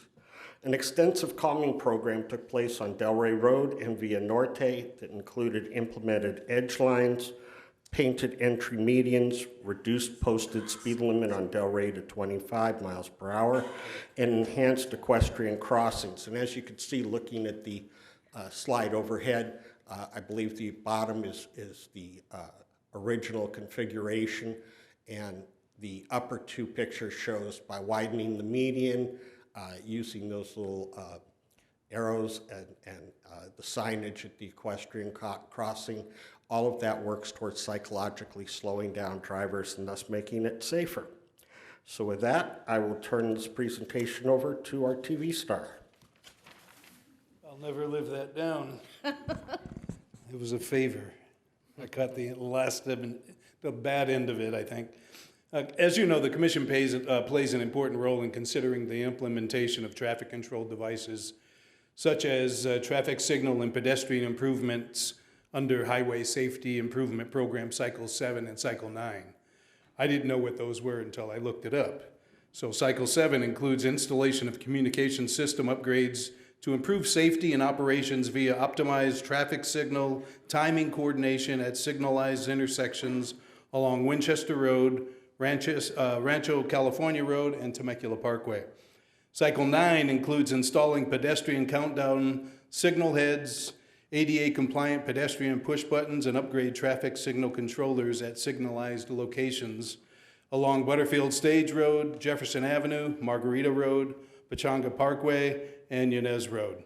Additionally, upgrade existing permissive left turn phases and signal heads with protected left lane phases along signalized intersections of Margarita Road and Verdes Lane, Yanez Road and Town Center North, Yanez Road and Town Center South, Red Hawk Parkway and Paseo Paralon and Overland Trail, and Winchester Road and Enterprise Circle. We also review citywide engineering and traffic surveys prior to recommendations to the council for a speed limit change, and also issues and requests for parking restrictions from residents, all in an effort to ensure the safety of Temecula motorists and maintain a safe and family-friendly environment. Another important role for the commission is the implementation of bicycle and pedestrian facilities that ensures a healthy and livable community. We've considered buffered bike lanes citywide on 5 arterials: Meadows Parkway, Nichols Road, De Portola Road, Temecula Parkway, and Butterfield Stage Road. We continue to work with the school district regarding marked crosswalks near and around schools and the implementation of bike sharrows where motorists and bicyclists can safely share the road. I'll now turn it over to Commissioner Moss. Could you hit that? Same thing. Yeah, he was sick. I couldn't. Could you hit that for me? Thank you. Good evening. Other activities that we discussed this past year was capital improvement programs,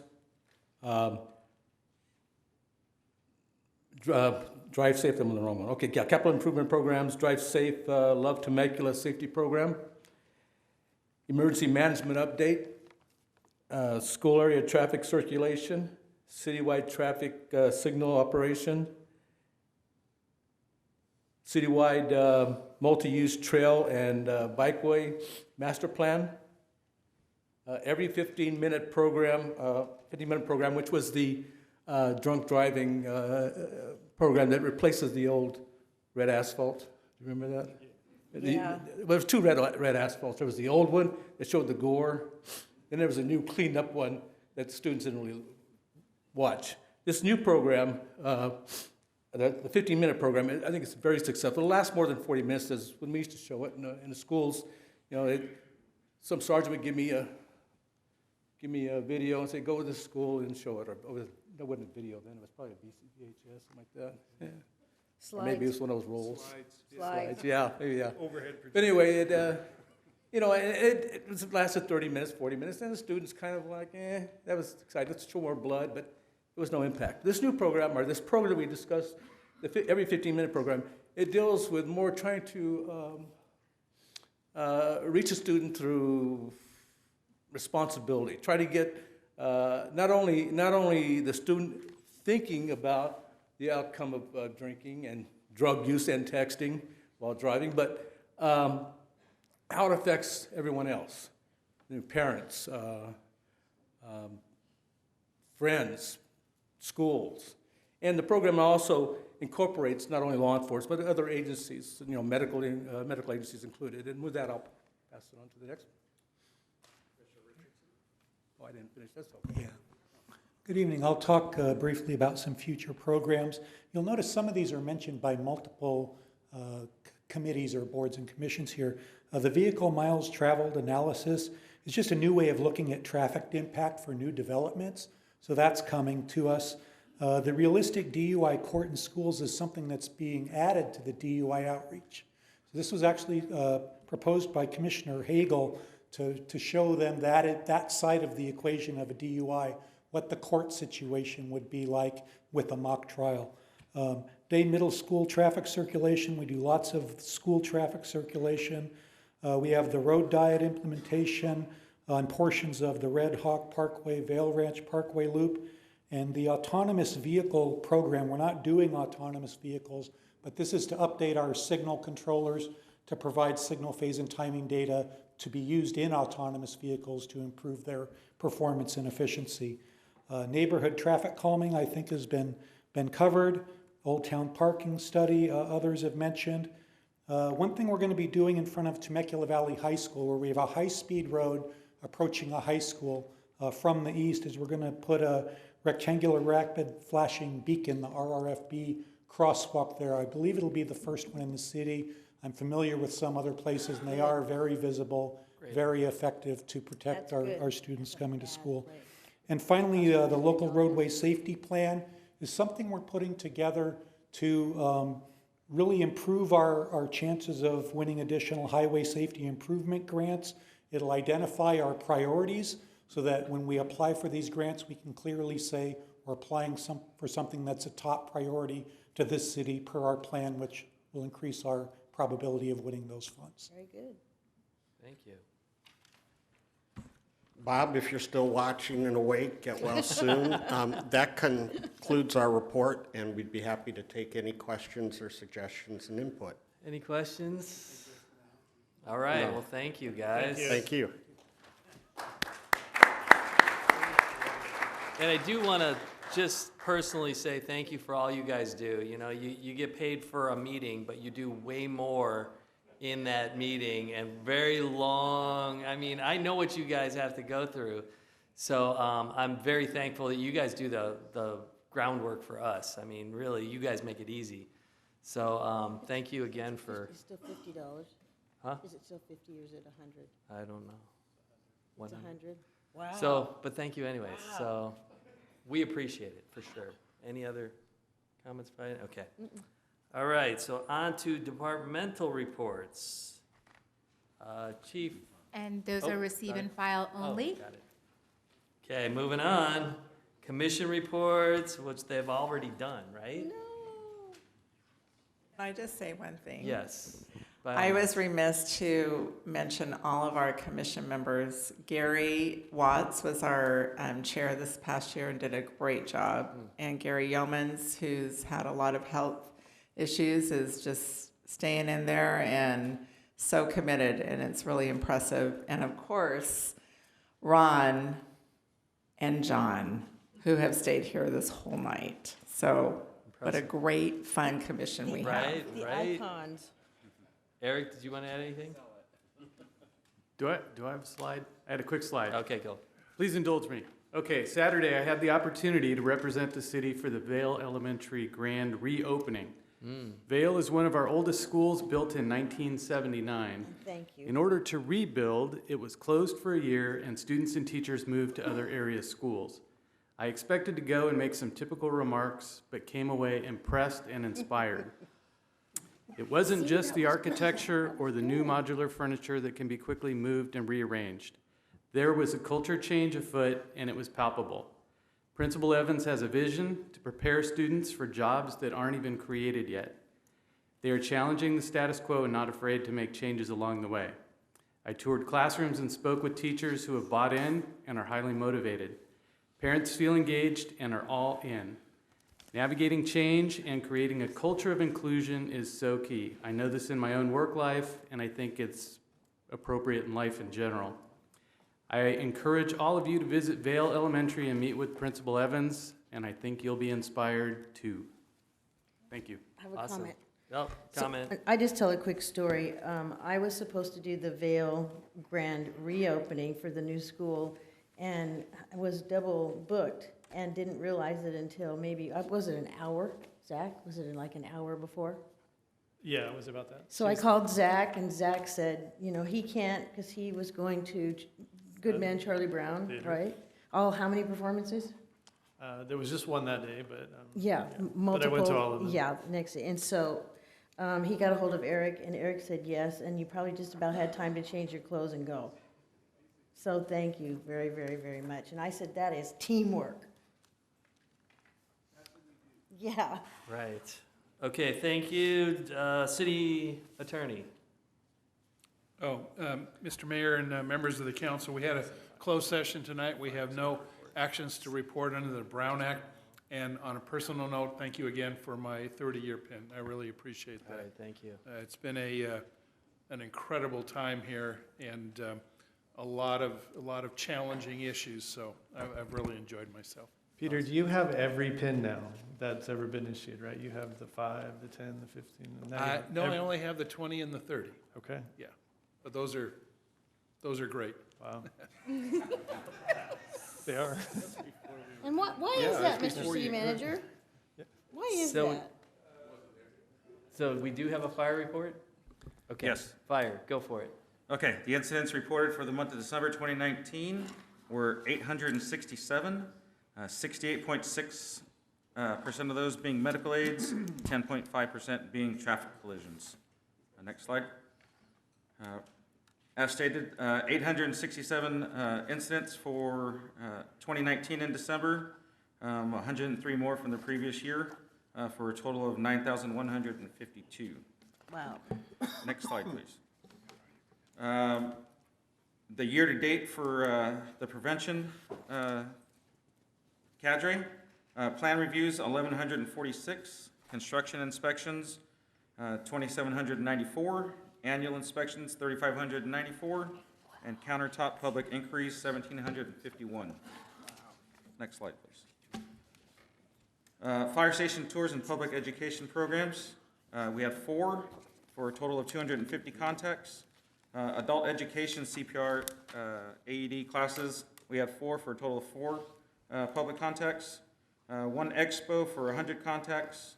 Station tours, we had 8 for 125 contacts, and 1 static display for 110. Spark of Love did extremely well this year. We collected over 4,000 toys at all of the different events. We helped 237 families with 674 children receiving toys this year. Wow. Very cool. And on a side note, as many of you are aware, on Saturday we had a traffic accident in the area of De Portola Road in Calle Bolas. I would just like to commend Captain Hall and his deputies who really displayed some heroic activities at that incident, removing 3 children from the vehicle that was rolled over. They rolled the vehicle over and were able to get them out, and unfortunately 1 patient did perish at that. So thank you, Deputy Cap, for your deputy's efforts, and we really thank you. Awesome. End of report. Thank you. Thank you. City Manager. Mr. Mayor, we had a change in our top law enforcement personnel recently, and I wanted to put a shout out to Captain Lisa McConnell.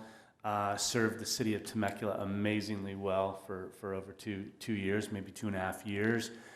We will miss her. She has taken a lateral position. The sheriff has moved her over to dispatch, and we welcome Captain Zachary Hall, who is effective now, is joining and is our top law enforcement position here at the city of Temecula. We look forward to working with Captain Hall. And we have a press release that's gone out tonight, sort of formalizing that. And I'd like to echo what Chris mentioned earlier, really the amazing work that was done by deputies, by some bystanders, some off-duty folks. And I know we're getting a list of names, and we want to bring them to the city council and properly recognize all the folks that did save those 3 lives. That was some amazing work over the weekend. So Captain Hall, welcome to the Temecula team.